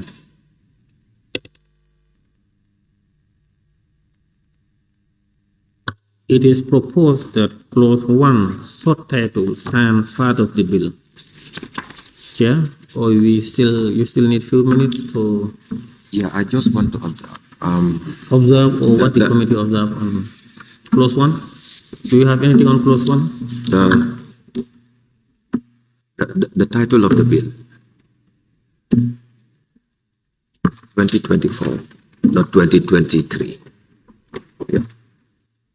So we should amend the subtitle, 2024. It is proposed that clause 1, short titles, as amended, stands part of the bill. Those in favor, please say aye. Those not in favor, please say no. The ayes have it. Clause 2, interpretation. Clause 2, interpretation. It is proposed that, Chair, it is proposed that clause 2, interpretation, stands part of the bill. Those in favor, please say aye. Those not in favor, please say no. The ayes have it. Clause 3, administration.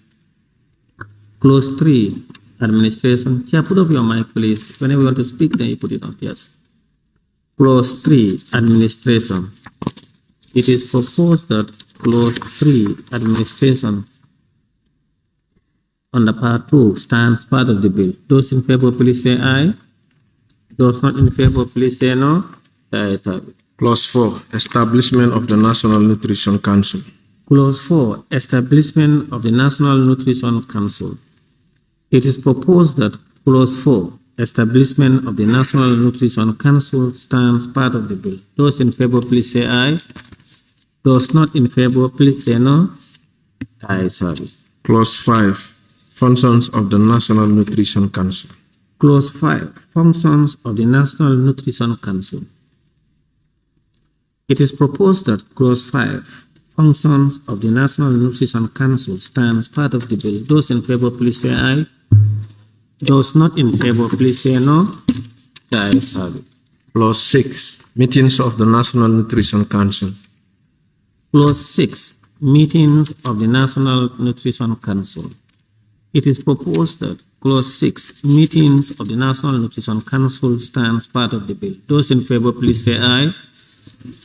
Those in favor, please say aye. Those not in favor, please say no. The ayes have it. Clause 7, establishment of the National Nutrition Agency. Clause 7, establishment of the National Nutrition Agency.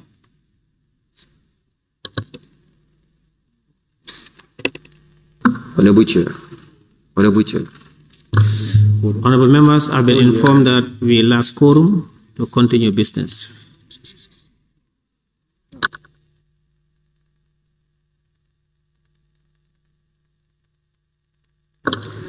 I hereby instruct the table office to ring the bell for 3 minutes.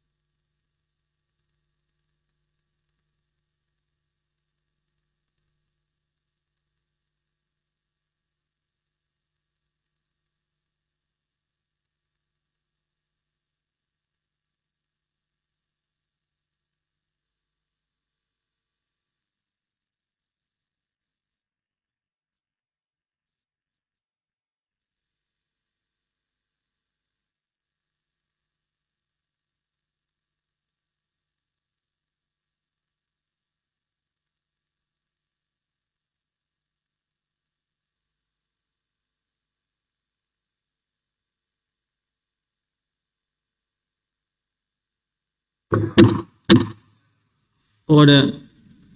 I'm informed that we now have quorum to proceed.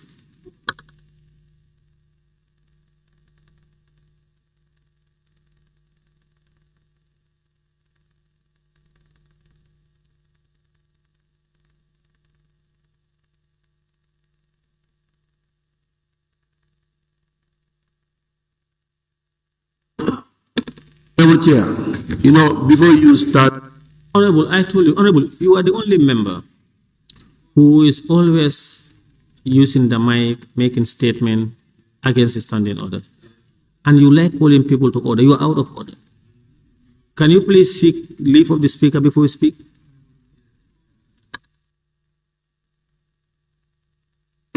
No, I didn't give you the floor. You have to raise your hand if you want to be given the floor.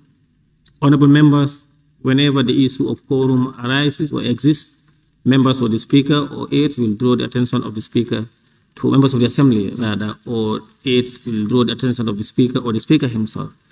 At the time that the speaker's attention have been drawn, whatever we are doing, business must stop, and we have done that. That's the procedure. Clerk, let's proceed.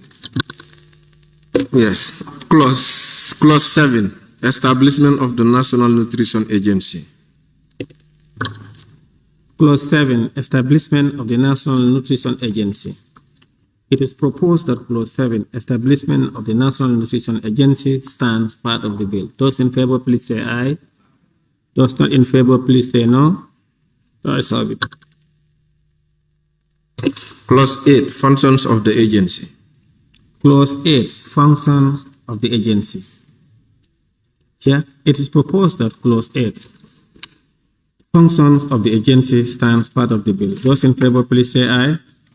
Those not in favor, please say no. The ayes have it. Clause 9, establishment and composition of the agency board of directors. Clause 9, establishment and composition of the agency board of directors. It is proposed that Clause 9, establishment and composition of the agency board of directors, stands part of the bill. Those in favor, please say aye. Those not in favor, please say no. The ayes have it.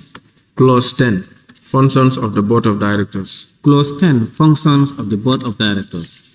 It is proposed that Clause 10, functions of the board of directors, stands part of the bill. Those in favor, please say aye. Those not in favor, please say no. The ayes have it. Clause 11, tenure and vacancy. Clause 11, tenure and vacancy. It is proposed that Clause 11, tenure and vacancy, stands part of the bill. Those in favor, please say aye. Those not in favor, please say no. The ayes have it. Clause 12, appointment of board secretary. Clause 12, appointment of board secretaries.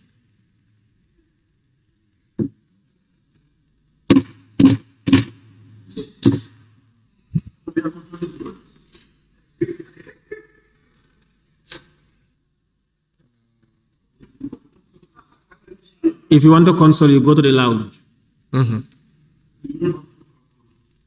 Yes, if you have to console, you go to the lounge. Don't console in the chamber.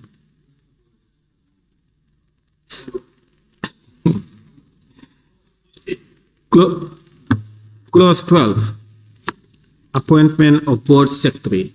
It is proposed that Clause 12, appointment of board secretary, stands part of the bill. Those in favor, please say aye. Those not in favor, please say no. The ayes have it. Clause 13, meetings of the board. Clause 13, meetings of the board. It is proposed that Clause 13, meetings of the board, stands part of the bill. Those in favor, please say aye. Those not in favor, please say no. The ayes have it. Clause 14, unlawful interference. Clause 14, unlawful interference. It is proposed that Clause 14, unlawful interference, stands part of the bill. Those in favor, please say aye. Those not in favor, please say no. The ayes have it. Clause 15, disclosure of interest. Clause 15, disclosure of interest. It is proposed that Clause 15, disclosure of interest, stands part of the bill. Those in favor, please say aye. Those not in favor, please say no. The ayes have it. Clause 16, transaction of business without meeting. Clause 16, transaction of business without meeting. It is proposed that clause 16, transaction of business without meeting, stands part of the bill. Those in favor, please say aye. Those not in favor, please say no. The ayes have it. Clause 17, indemnity of members. Clause 17, indemnity of members.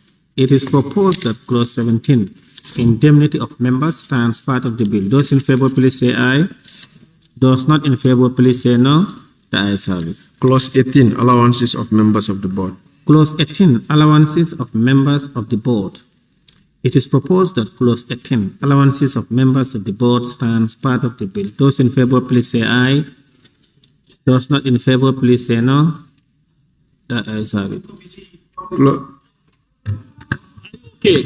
We're okay. I'm going through the report. Member, don't put off your mic. You're not. Don't put off your mic. Clerk, let's proceed. Order, please. Clause. Order, please. Member for Janjamura, yes. You have missed the whole of land.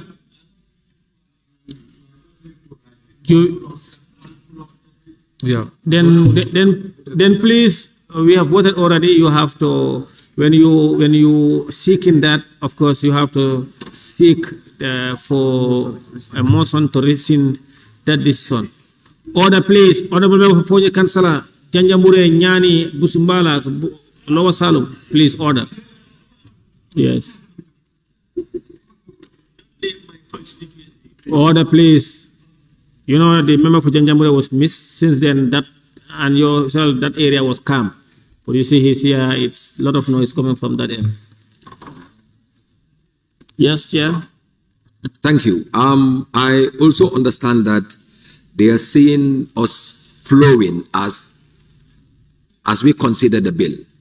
It's not about there is no amendment as far as this bill is concerned, but we haven't read there yet. So this was a report that we presented in plenary and it was adopted. So that is what we're going accordingly. Thank you. Well, members in the committee, don't know if members have proposals they can make. They are free to do that in accordance with the law. So you don't owe them obligation to explain why we don't have those things. Not so, Uncle Madi, senior member. Not so. Please, clerk, let's proceed. Clause 19, Director General. Clause 19, Director General, under Part 3, that is staff of the agency. It is proposed that Clause 19, Director General, stands part of the bill. Those in favor, please say aye. Those not in favor, please say no. The ayes have it. Clause 20, duties of the Director General. Clause 20, duties of the Director General. It is proposed that Clause 20, duties of the Director General, stands part of the bill. Those in favor, please say aye. Those not in favor, please say no. The ayes have it. Clause 21, removal of Director General. Clause 21, removal of Director General. It is proposed that Clause 21, removal of Director General, stands part of the bill. Those in favor, please say aye. Those in favor, please say aye. Those not in favor, please say no. The ayes have it. Clause 22, other staff of the agency. Clause 22, other staff of the agency. It is proposed that Clause 22, other staff of the agency, stands part of the bill. Those in favor, please say aye. Those not in favor, please say no. The ayes have it. Clause 23, nutrition coordination mechanism. Clause 22, nutrition coordination. Clause 23, nutrition coordination mechanism. It is proposed that Clause 23, nutrition coordination mechanism, stands part of the bill. Those in favor, please say aye. Those not in favor, please say no. The ayes have it. Clause 24, nutrition security. Part 5.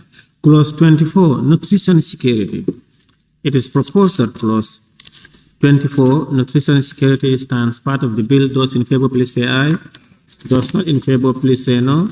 The ayes have it. Clause 25, responsibility of non-state actors. Clause 25, responsibility of non-state actors. It is proposed that Clause 25, responsibility of non-state actors, stands part of the bill. Those in favor, please say aye.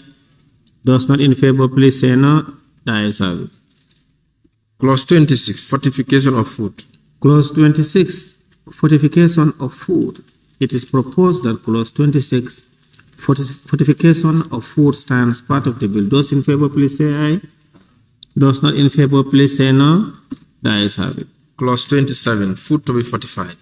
Clause 27, food to be fortified. It is proposed that clause 27, food to be fortified, stands part of the bill. Those in favor, please say aye. Those not in favor, please say no. The ayes have it. Clause 28, food to be mandatorily fortified. Clause 28, food to be mandatorily fortified. It is proposed that clause 28, food to be mandatorily fortified, stands part of the bill. Those in favor, please say aye. Those not in favor, please say no. The ayes have it. Clause 29, mineral and vitamin fortification. Clause 29, mineral and vitamin fortification. It is proposed that clause 29, mineral and vitamin fortification, stands part of the bill. Those in favor, please say aye. Those not in favor, please say no. The ayes have it. Clause 30, labeling of fortified goods. Clause 30, labeling of fortified goods. It is proposed that clause 30, labeling of fortified goods, stands part of the bill. Those in favor, please say aye. Those not in favor, please say no. The ayes have it. Clause 31, fortification mix for food. Clause 31, fortification mix for food. It is proposed that clause 31, fortification mix for food, stands part of the bill. Those in favor, please say aye. Those not in favor, please say no. The ayes have it. Clause 32, packaging. Clause 32, packaging. It is proposed that clause 32, packaging, stands part of the bill. Those in favor, please say aye. Those not in favor, please say no. The ayes have it. Clause 33, advertisement of food to which no vitamin or mineral has been added. Clause 33, advertisement of food to which no vitamin or mineral has been added. It is proposed that clause 33, advertisement of foods to which no vitamin or mineral has been added, stands part of the bill. Those in favor, please say aye. Those not in favor, please say no. The ayes have it. Clause 34, storage and transportation of fortified goods. Clause 34, storage and transportation of fortified foods. It is proposed that clause 34, storage and transportation of fortified foods, stands part of the bill. Those in favor, please say aye. Those not in favor, please say no. The ayes have it. Clause 35, statement of mineral content. Clause 35, statement of mineral content. Statement on mineral content. It is proposed that clause 35, statement on mineral content, stands part of the bill. Those in favor, please say aye. Those not in favor, please say no. The ayes have it. Clerk, proceed. Yes. Clause 36. Before you go to 36, the committee proposed something. In the report. 35, insertion of the new. That has been voted on. No, not 35. Not 35, after 35. Insertion of a new. Of a new clause. Can I read with your permission?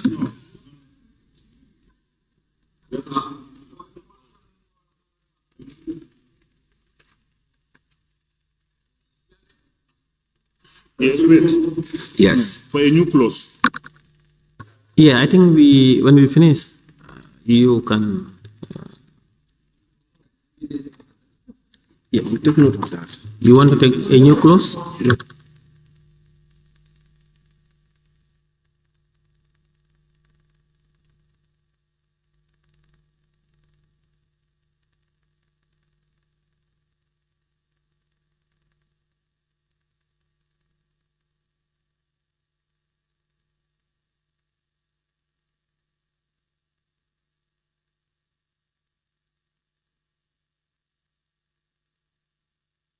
Member for Lower Salome, yes. Yes, Honorable Chair, procedurally, the member then has to rescind the decisions earlier you take. That's 29.3. Then you move a motion to rescind the decision because you have already voted for the clause. So if so, we have to rescind our decisions 29.3. Of course, he did. Honorable members, please order. Chief Whip, address me, don't address him. He sought the leave of the speaker, he was granted, and he made his point. If you are in agreement, fine. If you are in agreement, raise your tag. You will be given the opportunity and come. But what he is saying, we all know that if, but what they are saying, it's contrary to what you are saying, because what they are saying is they want to insert new clause. They said they are fine with the voting of 35. They have no problem with that. They,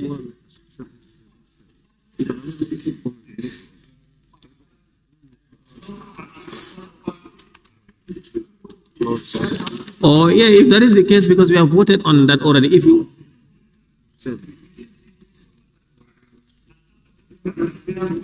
no, you people are you people are not in the same wavelength. He said you have you want to insert new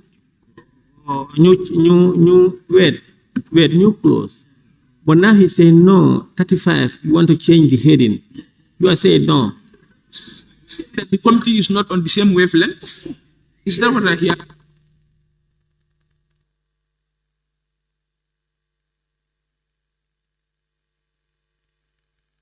No, the member for Latico Savage, he knew very well he was out of order, so he was quick to put up his mic and laugh. Yes. Use your mic. Clause. Okay? But to be able to do that, the part itself should be renamed. It should be changed. You know, the part 5 is food fortification. Part 6. Now part 6 is food fortification. Now it will be changed to establishment of National Alliance for Food Fortification. Then if you change the part, then it will qualify the clauses we are going to put in the same listing. Establish a national alliance. Yeah, that's what the part should be, yes. Huh? Yes, because it's yes. So you can see under, you see other clauses that come with the established national alliance that comprises of the deputy permanent secretary. Now, after the consultations from my aides, I will hear you. Then allow the vice president, because it's like you want to put up a new clauses that seeks to establish a national food alliance. Yes. Put up your mic. So for that also we will also hear from His Excellency the Vice President.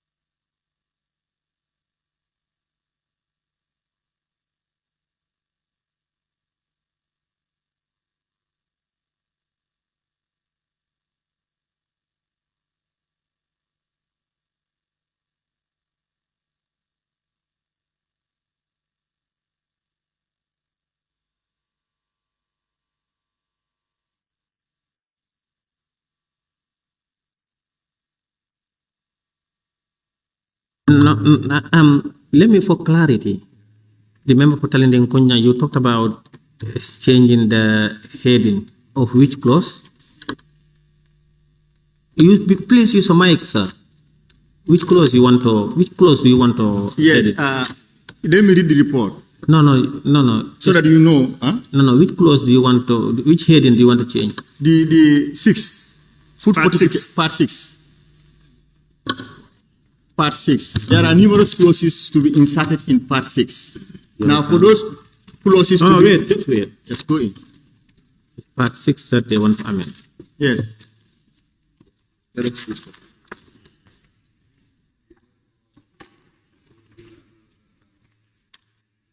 Part 6, food fortification. Yes. Yes.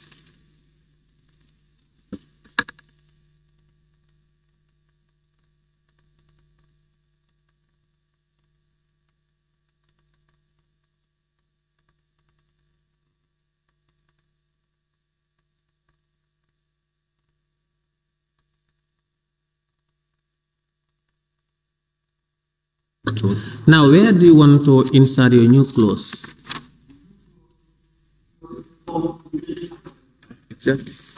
Okay. Please use your mic, sir. The clauses are dealing with the establishment for the record. National Alliance. Huh?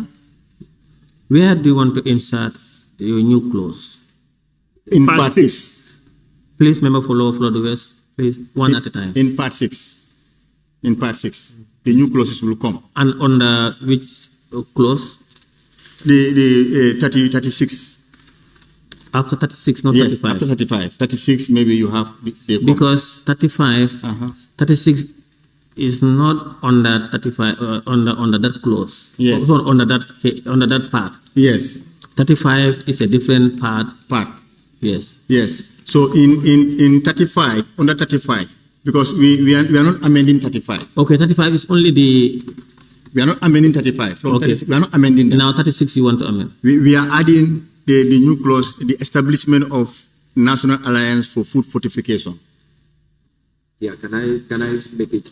I understand now 36 will be a new 36 you want to bring in. Yes, yes. And that new 36 will be under part 6. Yes. And then 36 under part 7 will be 37. Yes. No, you move on.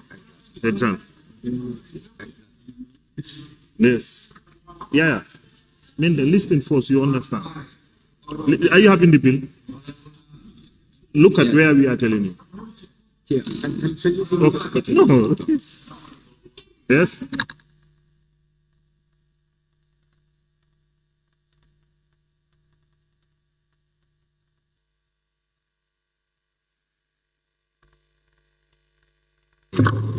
Now, Chair, now what you'll do is you will give us the new clause. Of course, yeah, I said, Chair, allow me to finish. Just listen. I'm giving you the floor. I already said, Chair. Now you are going to give us this. Yeah. Chair, now you will give us the new clause and the title. Then the clerk will read it for the first time. It will be deemed to have been read for the first time. Then we look at it, and then, of course, we will invite the Vice President as well and others, and we'll put the correction for the second reading as well. Yeah, let them, when they bring, I'm not giving the opening of the floor because we don't know what they want to, let's hear them first, then I will open up the floor. You can read it. You can read it from it.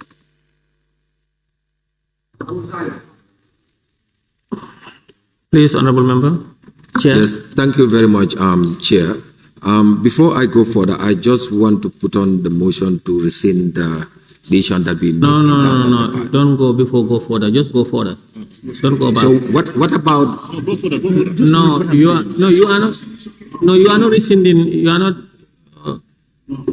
You are proposing order, please. You are proposing a new clause. That clause have not been voted on, so you cannot rescind a decision on that clause because it have not been voted. We don't even know the clause. So don't go back, just go further. Okay, all right. This new clause is the establishment of the National Alliance for Food Fortification. That is the new clause. That is the heading. Yes, that's the heading. So that's the heading is establishment of a National Alliance for Food Fortification. Yes. Okay, what is the clause? Okay, there is established. No, wait.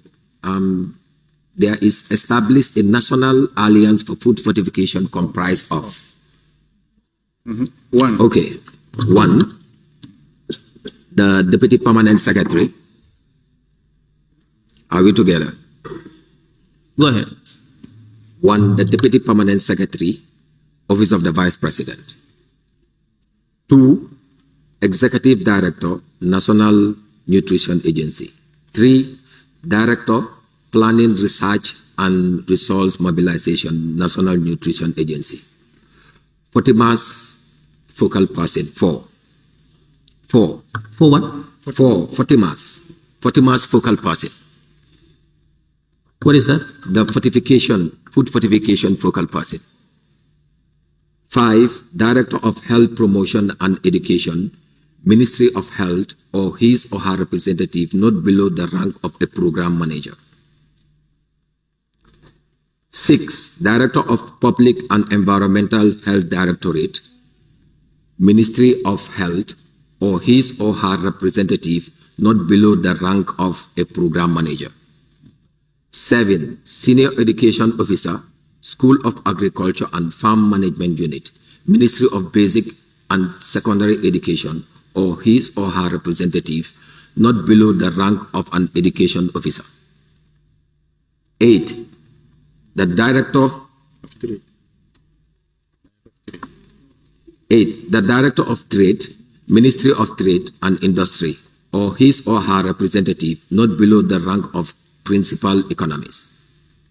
9, Solicitor General, Ministry of Justice, or his or her representative. 10, Director of Food Technology Services, Ministry of Agriculture. 11, Director of Horticulture Services, Ministry of Agriculture. 12, Director General of National Agriculture Research Institute, or his or her representative, not below the rank of a director. 13, Commissioner General of Gambia Revenue Authority, or his or her representative, not below the rank of a commissioner. 14, the Director of Business Development and Projects, the Gambia Chamber of Commerce and Industry, or his or her representative, not below the rank of the Project Support Officer. 15, representative of 3 non-governmental organizations involved in food and nutrition security.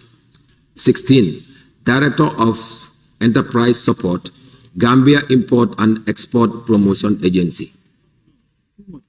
17, Director General of Food Safety and Quality Authority.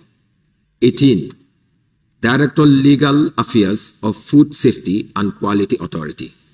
19, Director General of the Gambia Standard Bureau, or his or her representative, not below the rank of Director of Standards. 20, 2 representatives of local food processors. 21, 2 representatives of flour milling industries. 22, 2 representatives of private food industries. 23, 2 representatives of rice producers. 24, a representative of oil processor. 25, representative of the National Association of President of the National Association of Salt Producers and Traders, or a representative from the executive. 26, President of... There is a point of order, Member Pologosalu. Yes, Honorable Chair. Committee State, Committee of the Whole House. Standing Order 72. A committee of the whole House shall have the powers to make amendments to a bill at committee stage, provided that the amendment including new clauses and new schedules are relevant to the subject matter of the bill and comply with the following conditions. What are you saying?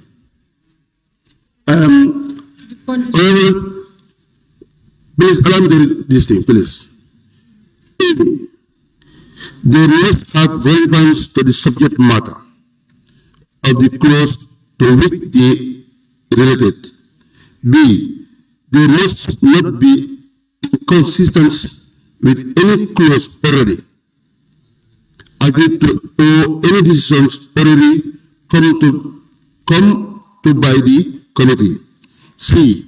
They must no longer than when the first amendment is moved, accompanied by notice of any subcases amendment referred to the necessary make an amendment intangible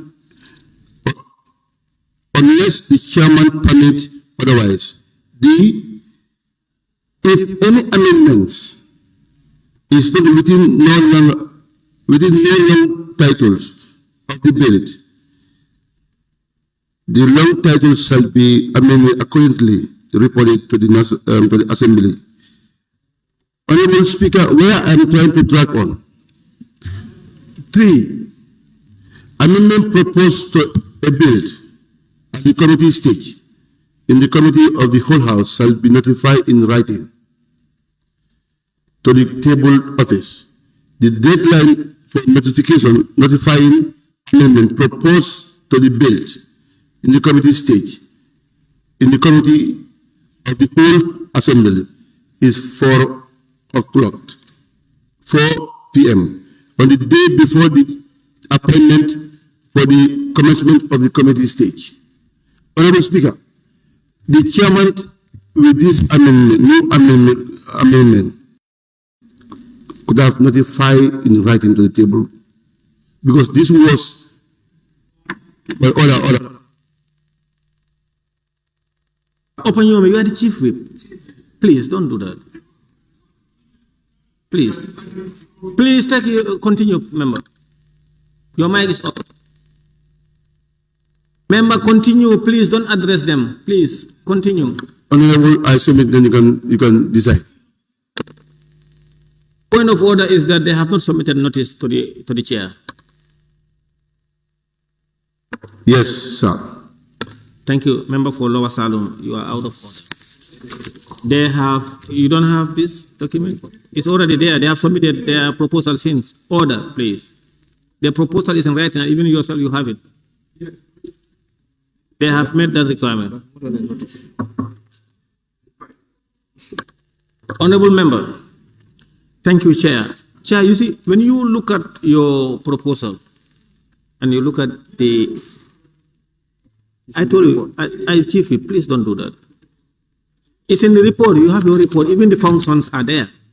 Duplication of effort, bringing all these members there for what? I thought when he talks about Alliance for Food, they're talking about some people who are, or some institutions or farmers who are engaged in food processing, just to be a lobbying organization, voluntary organization, like a Food Alliance, who are interested into food production.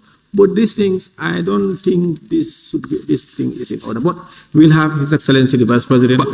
But Chair, you have to allow me to complete because I was Chair. No. No, after the Vice President, I'll come to members. Don't worry. I'll give members the opportunity. No.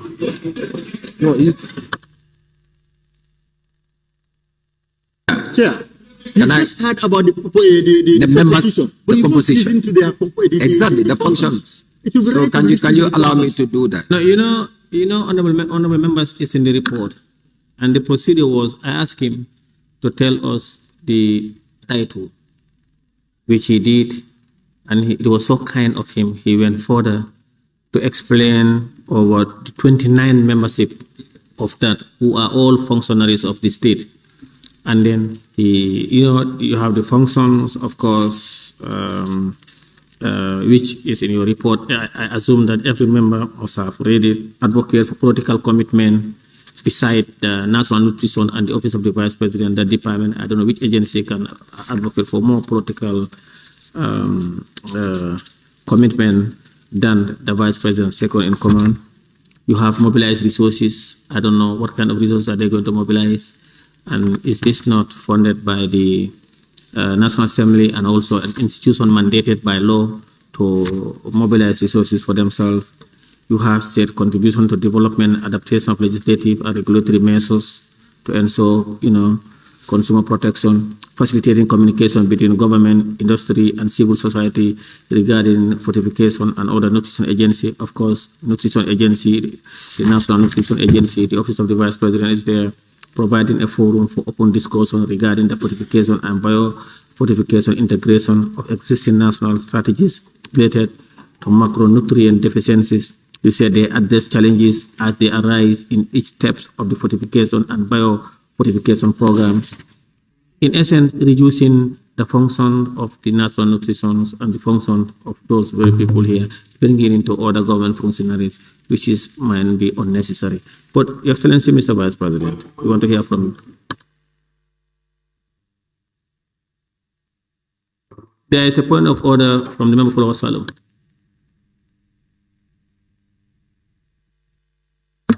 Order 52E. No, 53E, sorry.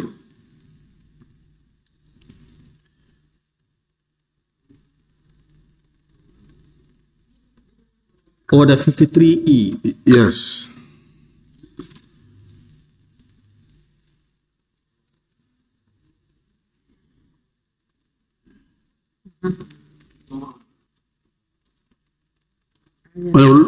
Please read, go ahead. Okay.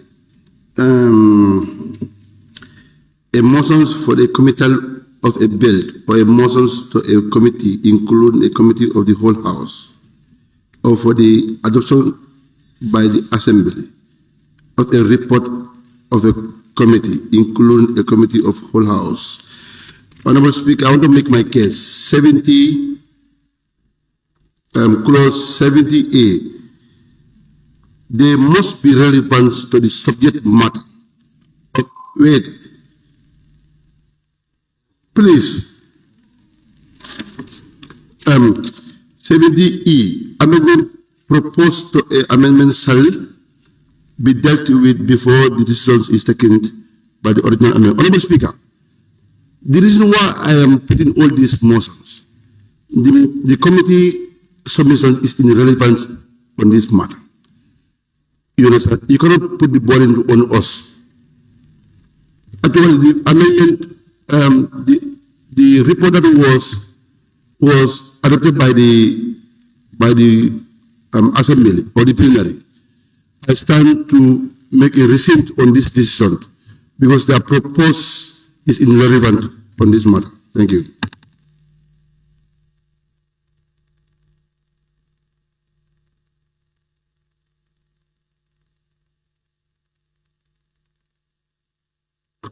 Yeah, Honorable Member for Lower Salem, I know you might have good cause to come up with those point of orders, but it is not relevant.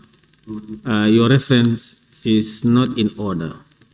Your reference is dealing with committees of the whole House, and 70 deals with consideration stage, and we are now at the consideration stage. Your Excellency, Mr. Vice President, you had the information from the chair. So what are your thoughts on that? Thank you very much, Honorable Chair. I want to thank the committee for their time and consideration. But as far as the alliance is concerned, we agree that it's important. But we believe that it should be dealt with at the level of policy or regulation. Because one of the things is that some of these things are very fluid. Now, if anything changes, then you have to bring it back to the National Assembly. That was why we felt that, at our level, let's deal with it at the level of policy or regulation, so that when changes occur, then we can implement quicker. Thank you. Okay. Now, Chair, you had the submission of His Excellency the Vice President. Are you withdrawing? Before I withdraw, I just want to make something clear for the records, because this was a report that was adopted in plenary here. And the report reads, both the committee and the National Nutrition Agency further propose that Part 6 of the bill be amended to include the establishment of the National Alliance for Food Fortification. We agree. We have yes. So that was the only reason. But as far as listening to the Vice President, His Excellency the Vice President, I think we will kindly withdraw this clause. Thank you very much. Clerk, let's proceed. Sorry, clause 36, nutrient supplementation. Clause 36, nutrient supplementation. It is proposed that clause 36, nutrient supplementation, stands part of the bill. Those in favor, please say aye. Those not in favor, please say no. The ayes have it. Clause 37, nutrition in schools. Yes, please go ahead. Yes, Honorable Chair. Yes, the member withdrew, the chairman. But then there was a decision was taken by the president, unanimous agreed by the assembly. We could have allowed him to move a motion to rescind our earlier decision. Yes. I think. Honorable member, please. Please, don't waste the time of the assembly, please. No, you are out of order. We are in a consideration stage. We are looking at the bill clause by clause. We are talking about reports. No. Clerk, let's proceed. Clause 37. Honorable members, if you believe that once the report is passed, we don't need consideration stage then that's the law. We'll just come and pass the bill like that. Please, let's proceed. Clause 37, nutrition in schools. Clause 37, nutrition in schools. It is proposed that clause 37, nutrition in schools, stands part of the bill. Those in favor, please say. No, that's the part. No, the schools. Don't worry. The member for Woolly East, please. It is proposed that clause 37, nutrition in schools, stands part of the bill. Those in favor, please say aye. Those not in favor, please say no. The ayes have it. Clause 38, nutrition in prisons. Clause 38, nutrition in prisons. It is proposed that clause 38, nutrition in prisons, stands part of the bill. Those in favor, please say aye.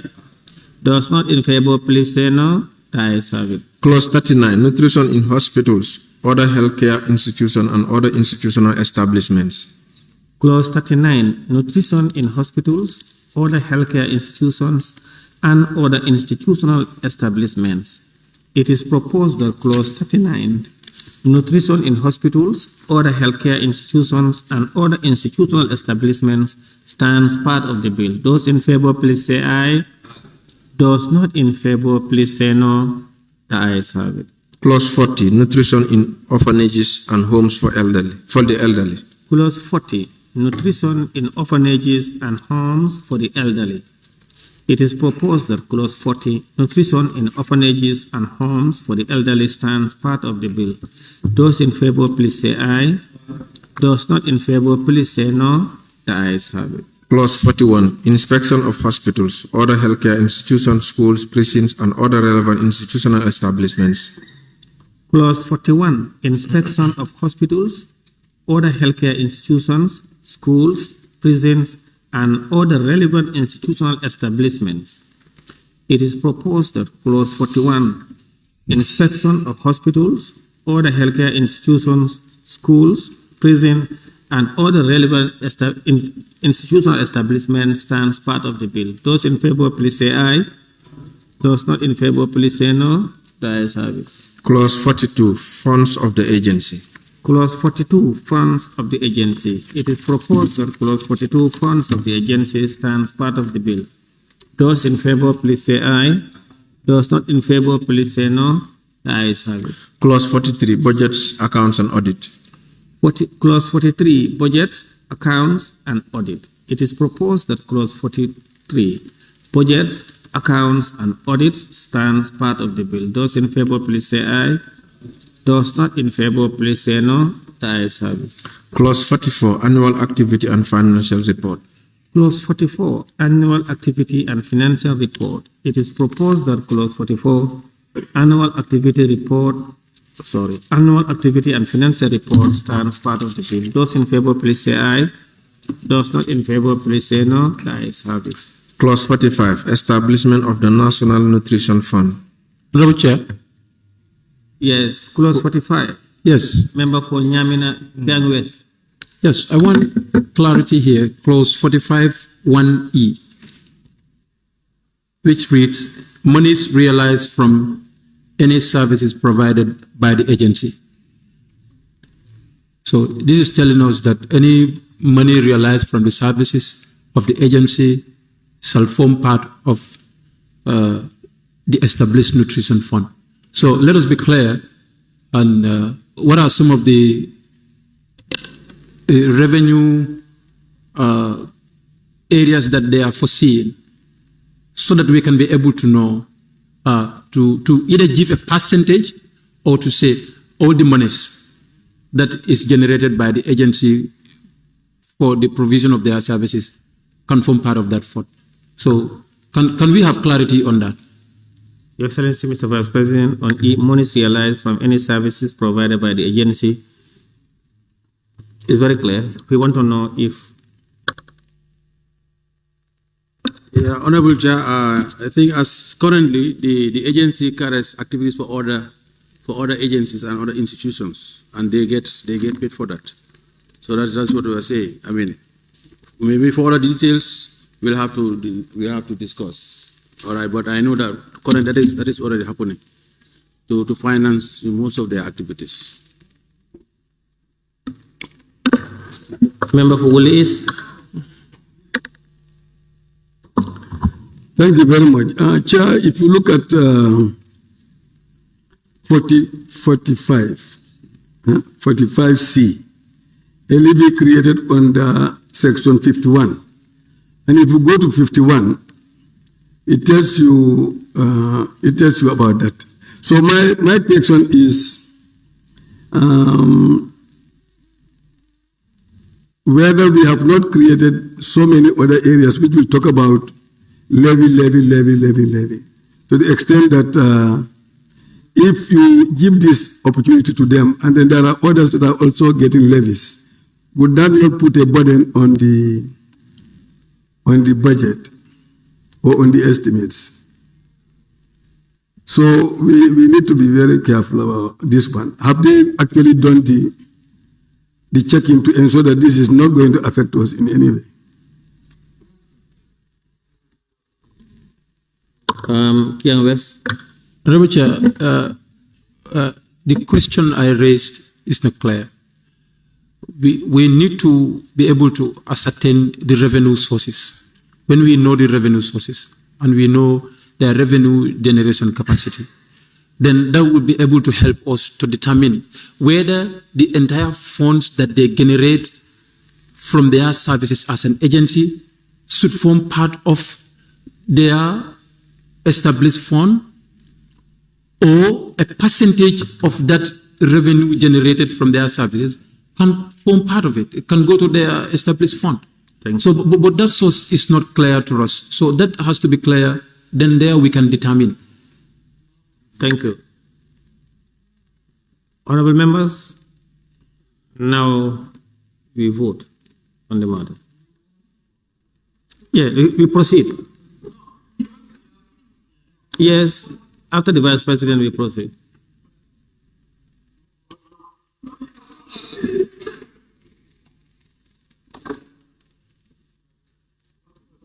Member for Lower Salem. Point of order. Can we hear the point of order, Member for Lower Salem? We are not opening debate. Order 73. Amendment proposed to a bill committee stage in the committee of the whole house shall be notified in writing to the table office. Dealing with the notifying amendment proposed to the bill committee stage of the whole house shall be. Honorable Speaker, what I'm trying to put across here is you cannot open a debate on this issue. You understand? If any member has an issue, let them put it in writing. You understand? Your 8 are misleading you now. Your 8, they are misleading you. Honorable member, can you withdraw that? Withdraw.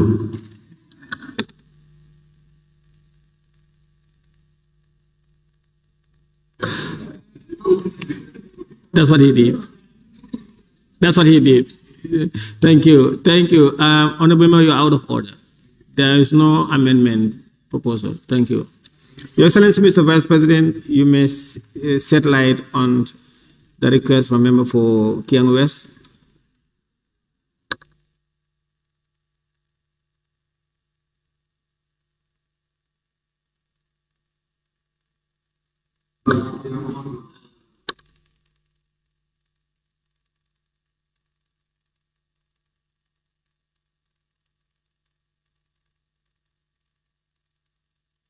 Excellency, Mr. Vice President. Honorable Chair, thank you very much. I want to appreciate the comment from the Honorable Member for Kiang West. I understand your question very well. At this point, most of the services that they do, they get about 15% administrative charge. But at this point, we have not decided how much of it will go to the fund and how much of it will be retained for administration. But I think what we can say is when we are dealing with regulations, we can now define the distribution at that level. Clerk, let's proceed. Chair. Honorable Chair, please. Let's proceed, Clerk. Please, Honorable Chair. Honorable Chair, please. I know why I raised the point, so please give me just a chance. Okay, go ahead. Yes, Honorable Chair, in other legislations where we have funds generated to be allocated to the institutions and the departments that are in charge of collection of those funds, they are stipulated in the legislations itself, not the regulation, to say this percentage of the funds to form part of the established funds of those institutions. So, but when we open it here, regulation can say 100%, and those legislations of those regulations are not coming here for approval. We cannot scrutinize those regulations back again. So it will be important. Listen, stop saying no. So it will be important. In other legislations, I see when we want to, the agency's revenue, when we want to allocate something to them, we put it in the legislation to say this percentage goes to them. It is clear in the legislation, so that in the regulation, we will not give them a leverage. When they say 100% is 100%, when they say 90% is 90%, we don't have control over that because it does not come here for our approval. So I think it's important we put, when we are clear with this, we put it in the legislation itself. Thank you. Thank you. I remember we have, in fact, we have indicated earlier that we are avoiding putting on fixed figures and also percentage, because with time, depending on the volumes of what is coming in or what is going out and what is needed. So once it is on the regulations, if they want to, if it changes, it must come here. Sorry, once it is in the bill, but if it is in the act, but if it is in the regulation or policies, time and time again, they can just adopt to the realities on the ground. But we avoided putting on figures and also putting percentage. I remember, even during the last session, we talked about it. Please. Yeah, the member for Woodley, is you have the floor. The question I was raising, maybe I need to read it. I'm thinking if we just leave it there like this, they will go and impose levy without coming to the National Assembly. I know in legal terms you don't need to come to National Assembly to put up a levy, but it's another term of putting tax on. People are paying duty on their products. So they pay duty, they pay all their other taxes, and then you come and increase levy also, which is also going to increase the prices of commodities. So I'm saying if there is no other institution that impose this type of levy on goods, this type of goods, then we can leave it there because it's not compulsory. But if there are other acts that have this same thing on these same goods, then we should be careful. Otherwise, they are going to duplicate matters, and it can make things very difficult for the consumer. Thank you. Your Excellency, Mr. Vice President. Thank you, Mr. Speaker. I want to again acknowledge the comment by the member for Kiang West. Yes, I agree with you entirely. So here we are proposing that, first of all, these are very small sums, but that still notwithstanding, we are proposing a 60% will go to the fund, and then the 40% for the other administrative charges. Yes. I mean, as I think just his comment is valid. But like I said, most of the time, I don't want to mention some agencies that are currently getting the services of NANA to carry out these activities on their behalf, and they get 15% of that cost as part of the administrative costs. But now we are saying if part of that is going to come to the fund, then we are proposing maybe 60% goes to the fund and the 40% we maintain as the administrative costs for the agency. Now, the problem I have with this, with the administrative cost, how about if the volumes keep increasing in time? You have a whole lot of monies that is not needed for administrative costs, but because in the act it have to go to the administrative cost. And monies, such funds may not be utilized in the best interest of the institution. I don't know. But that's up to members to decide. Honorable Chair, you have a point. I do not disagree with that. But my problem is that is not subjected to Parliament's scrutiny. That's my problem. Because when I'm sorry for my language, to say people can sit at their comfortable zones and make regulations, where Parliament does not have, legislative mandate to look at, because they are not coming here by law. So that is my problem. And at some point, these things can be abused. And it's not directly to a particular institution or government, but this can be abused at some point. When we open it, we give a leverage. To avoid its being abused, regulations are subject to checks. Not by Parliament. Of course. Which regulation? It's the subsidiary legislations. Regulations are subsidiary legislation. And then, because to be administrative bottleneck between them and the fund, the office of the vice president, the office of the finance, you should give us our 60% or 40%. You are not giving it to us, or even the money is given to them. The volumes, those that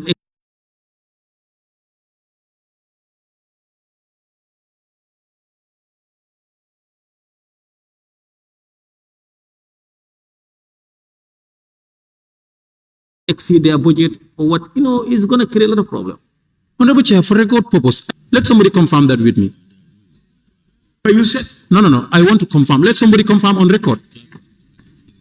Honorable members, please allow the member to express himself. Please put up your mic. And now don't use the mic without the leave of the speaker. He is given the floor to make his point. If you disagree, seek the floor and we give it to you. Regulations, once the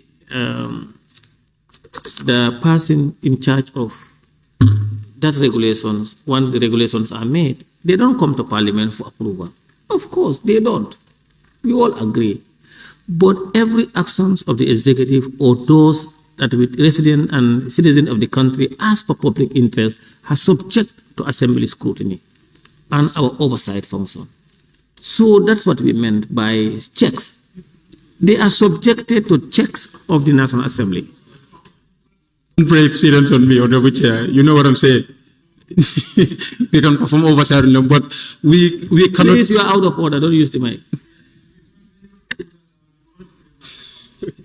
Correct, you are right. Let's proceed. So now, honorable members, the proposal is 60% to the fund, 40% for administrative cost. Do you want to do it that way, or you want to leave it with the resolution? You want to leave it, you want to segregate them? We want it to be taken care by regulation. Let us not, stipulate any percentages. Please, like the earlier submission made by the Vice President, let's go by that. Member for Latikuna Sabaji. I just want to oppose seriously what the Honorable Chief Whip is saying. These policies, these regulations is where we are going to make beautiful laws here, and the executive will go and hide behind their regulations and in fact do contrary to the spirit of what we legislated here. The Honorable Speaker, he's talking now, the mic is not with him. Address him, Honorable Speaker. Please allow him to make, and please don't address them, just go ahead. Thank you. When these regulations this is what will defeat and deflate every good spirit of the good legislation we made here. Executive will go and hide behind these regulations and affect the spirit of good legislation that we made here. So therefore, let's fix it in the legislation, please. Remember, no. You are out of order. The spirit of regulation is to enhance piece of legislation passed before the National Assembly and for easy and smooth execution of those pieces of legislation. It's not what you are talking about. The member for Lower Salem, you have the floor, then I'll give you my boss. I have big, I cannot agree more with member for Latrikunda. You know, policy and regulations are subject for cabinet approvals. So if the member is saying so, he doesn't know what he's saying. Remember, when you started, you said you cannot agree more with him, meaning that you have agreed with him 100%. You have to disagree with him then. Please go ahead. Then I didn't agree. Then I disagree totally with the member for Latrikunda. Honorable Speaker. Honorable.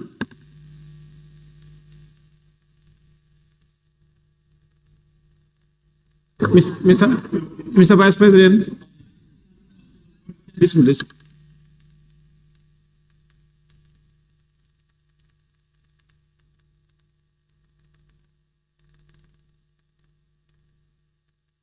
Mr. Vice President, members are on the floor. I wanted you to listen to them. Yes, member for Lower Salem. Yes, in my initial submission, I have withdrawn that one. Honorable Speaker, Chair. Yes, I disagree the member of Latrikunda in total because policies and regulations are subject for cabinet approvals. So, you know, this is where separation of powers come in. Thank you very much, member for Lower Salem. Go ahead. Lower Salem, go ahead. I submit. Thank you very much, honorable members. In fact, we are going to end the debate here on that matter. And when we move to 48, I will open the floor. Chair, you are on record percentage. We don't agree on there is a proposal on the table on the percentage. We don't agree on it. So you don't move like that. Member for Central Body, we are out of order. Don't use your mic like that, please. Please, you're out of order. Now, what I'm saying is, you know, the debate is relevant on 48. So when we get to 48, I will come to my neighbors. Yeah, it's 48. It's relevant to 48.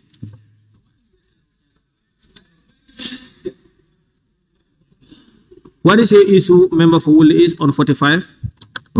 Yeah, I'm saying, let me explain it easily. You see, there was a time when they went and put levy on cement. You remember that until we are dealing with the minister here. We were all dissatisfied with that. Now, if we give them this opportunity to go and put levy on these commodities, as and then they want, without us knowing anything about it, that will inflate the food prices. We need to look at this thing very seriously. That will definitely, have an impact on the prices of basic commodities. So, should we give them this latitude to go and impose a levy on these such products? All the time they deem. That, for me, that's my problem. But if you agree to give them that latitude, then we are fine. I withdraw.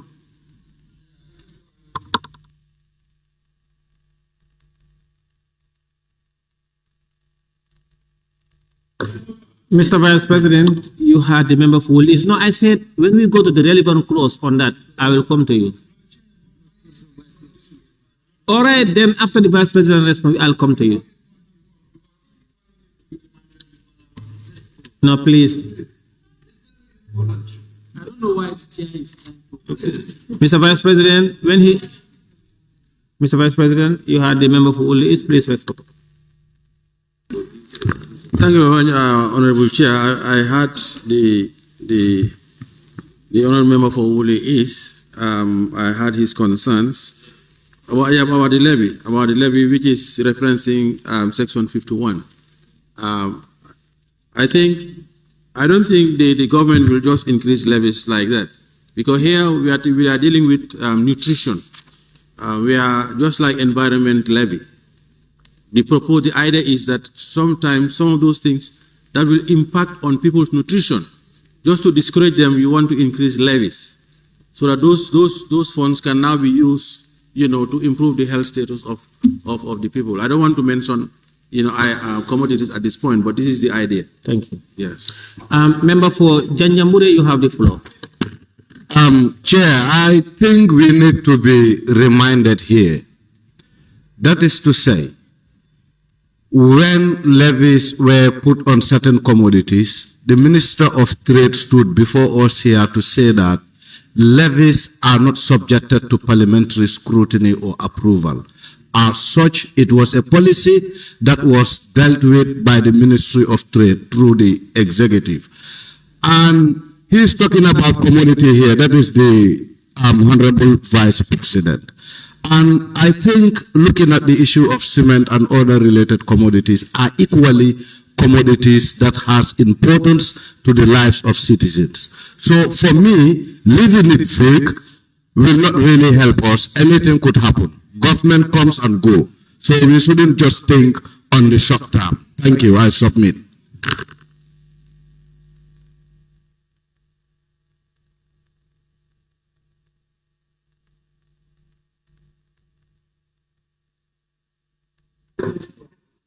Please, Mr. Vice President, do you have anything to say? Honorable Chair, just to repeat, I understand the comments made, but like I said, here we are dealing with nutrition.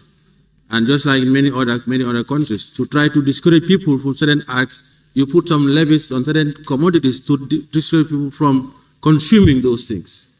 This is the idea. Let's proceed. Let's proceed. Clause 45. Establishment of the National Nutrition Fund. Clause 45, establishment of the National Nutrition Fund. It is proposed that Clause 45, establishment of the National Nutrition Fund, stands part of the bill. Those in favor, please say aye. Those not in favor, please say no. No. The ayes have it. Clause 46. Objects of the National Nutrition Fund. Clause 46, objects of the National Nutrition Fund. It is proposed that Clause 46, objects of the National Nutrition Fund, stands part of the bill. Those in favor, please say aye. Those not in favor, please say no. The ayes have it.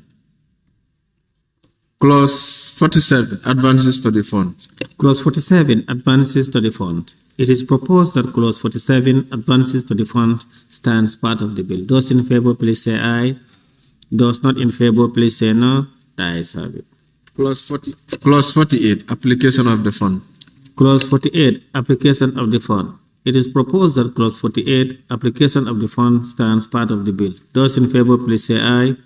Those not in favor, please say no. The ayes have it. Clause 49, management of the fund. Clause 49, management of the fund. It is proposed that Clause 49, management of the fund, stands part of the bill. Those in favor, please say aye. Those not in favor, please say no. The ayes have it. Clause 50, surplus funds. Clause 50, surplus funds. It is proposed that Clause 50, surplus funds, stands part of the bill. Those in favor, please say aye. Those not in favor, please say no.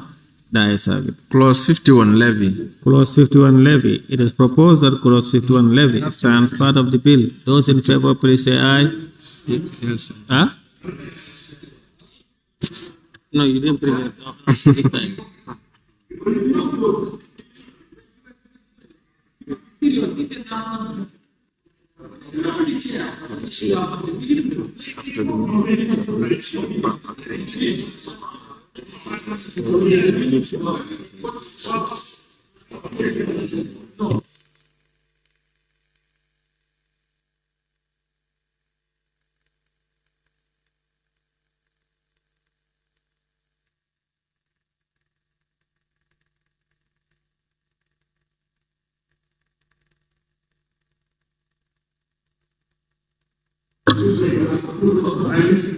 Hey, member for Central Badibu and Lower Fuladu West, please. There is proposal from if there's a proposal from member for Woolly is on 51, he said it should be amended to cater for commodities that should be discouraged.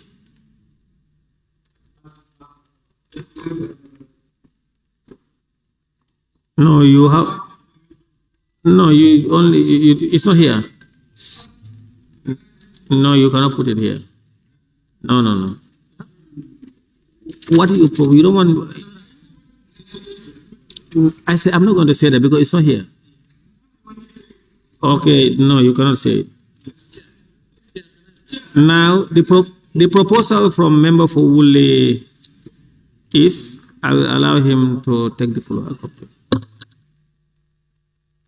Do you want us which sub-clause you want? Yes, that's what I'm saying. When the Vice President spoke, I heard him very well. He's saying there are certain commodities which at certain points they're going to discourage for one reason or the other. So I am saying if we can cater that in 51, so that it is not open for every commodity, but it is commodities that are really, that we really need to discourage. That's what I'm trying to say. Yeah. So if we can add anything here to indicate that it is commodities that we want to discourage at that particular time, not every commodity. It's not an open thing. So now you want us to include that in the law, to legislate that the levies should be imposed on commodities that are to be discouraged. Why don't you leave it to the regulations? Why do you have to put that in the piece of legislation? Because otherwise, member for central body will have the floor. Otherwise, it's open. It's open. I believe if he has a suggestion, he should write it in a way that I want this thing to read as this. But what he is saying, like he had the minister saying it, how can we insert that? What you had the minister, the vice principal? So I'm not guided. So I expect a member from Woolly to say this is how it reads. So then we can discuss on it. Exactly. You cannot list all the items. That's not possible.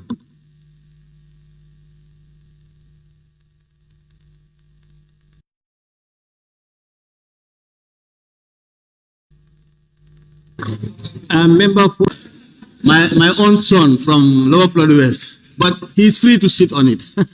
Well, I just want to say that I think it's better to leave it as commodity, because since the vice president is saying that they're trying to discourage some commodities, so it cannot, that trend can change anytime. So it can be it can be commodity X today, tomorrow it can be commodity B. So it's better we leave it as commodity.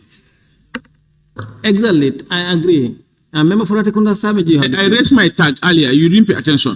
Okay. Clause 50. Okay, wait. I'm sorry. No, I raised my tag, and they were going with a roller coaster speed. You were not listening to anybody. The speed was so fast that you didn't pay attention to me. Clause 50. That investment, we should encourage that investment, that extra fund, surplus fund, to be invested by the same people who preside over the same fund. They can deliberately create surplus and invest it for business. Member for Ratikunda Savage. Yes. You are out of order. How? Thank you. Please, member for Lower Florida West.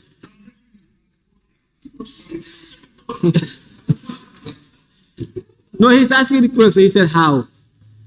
Do you want me to answer you? All right. Sir, I am referring to your standing order. We have already voted on 50. So when you read, you come back to me.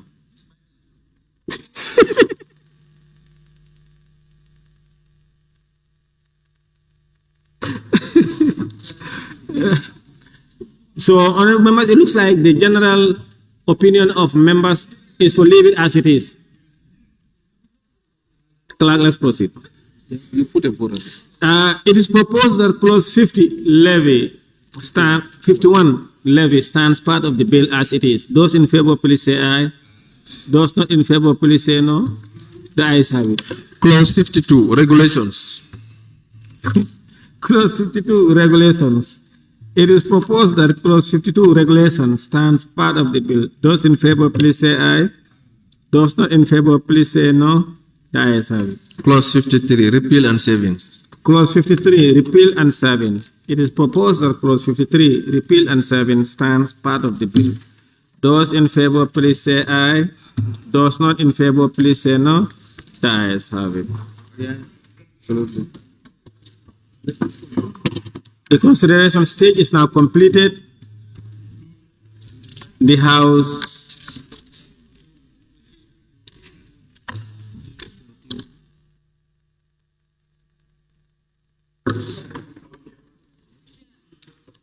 Honorable members, the consideration stage is now completed. The ABC appointed the third reading of the Nutrition Bill 2023 on Friday, 27 September 2024. Before this date, His Excellency the Vice President and the Office of the Clerk, in accordance with Standing Order 7220, should print again the amended version of the bill for circulation to members before the third reading.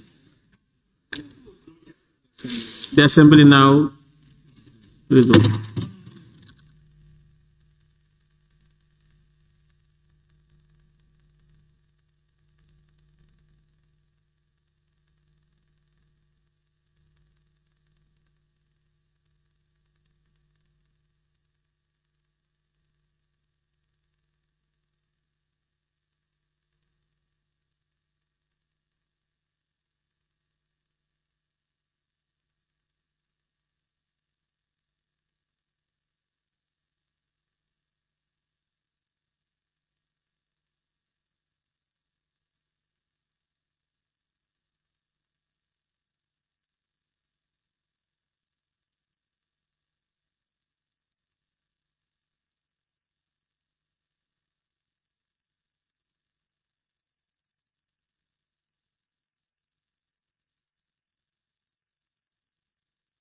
The Assembly now resumes.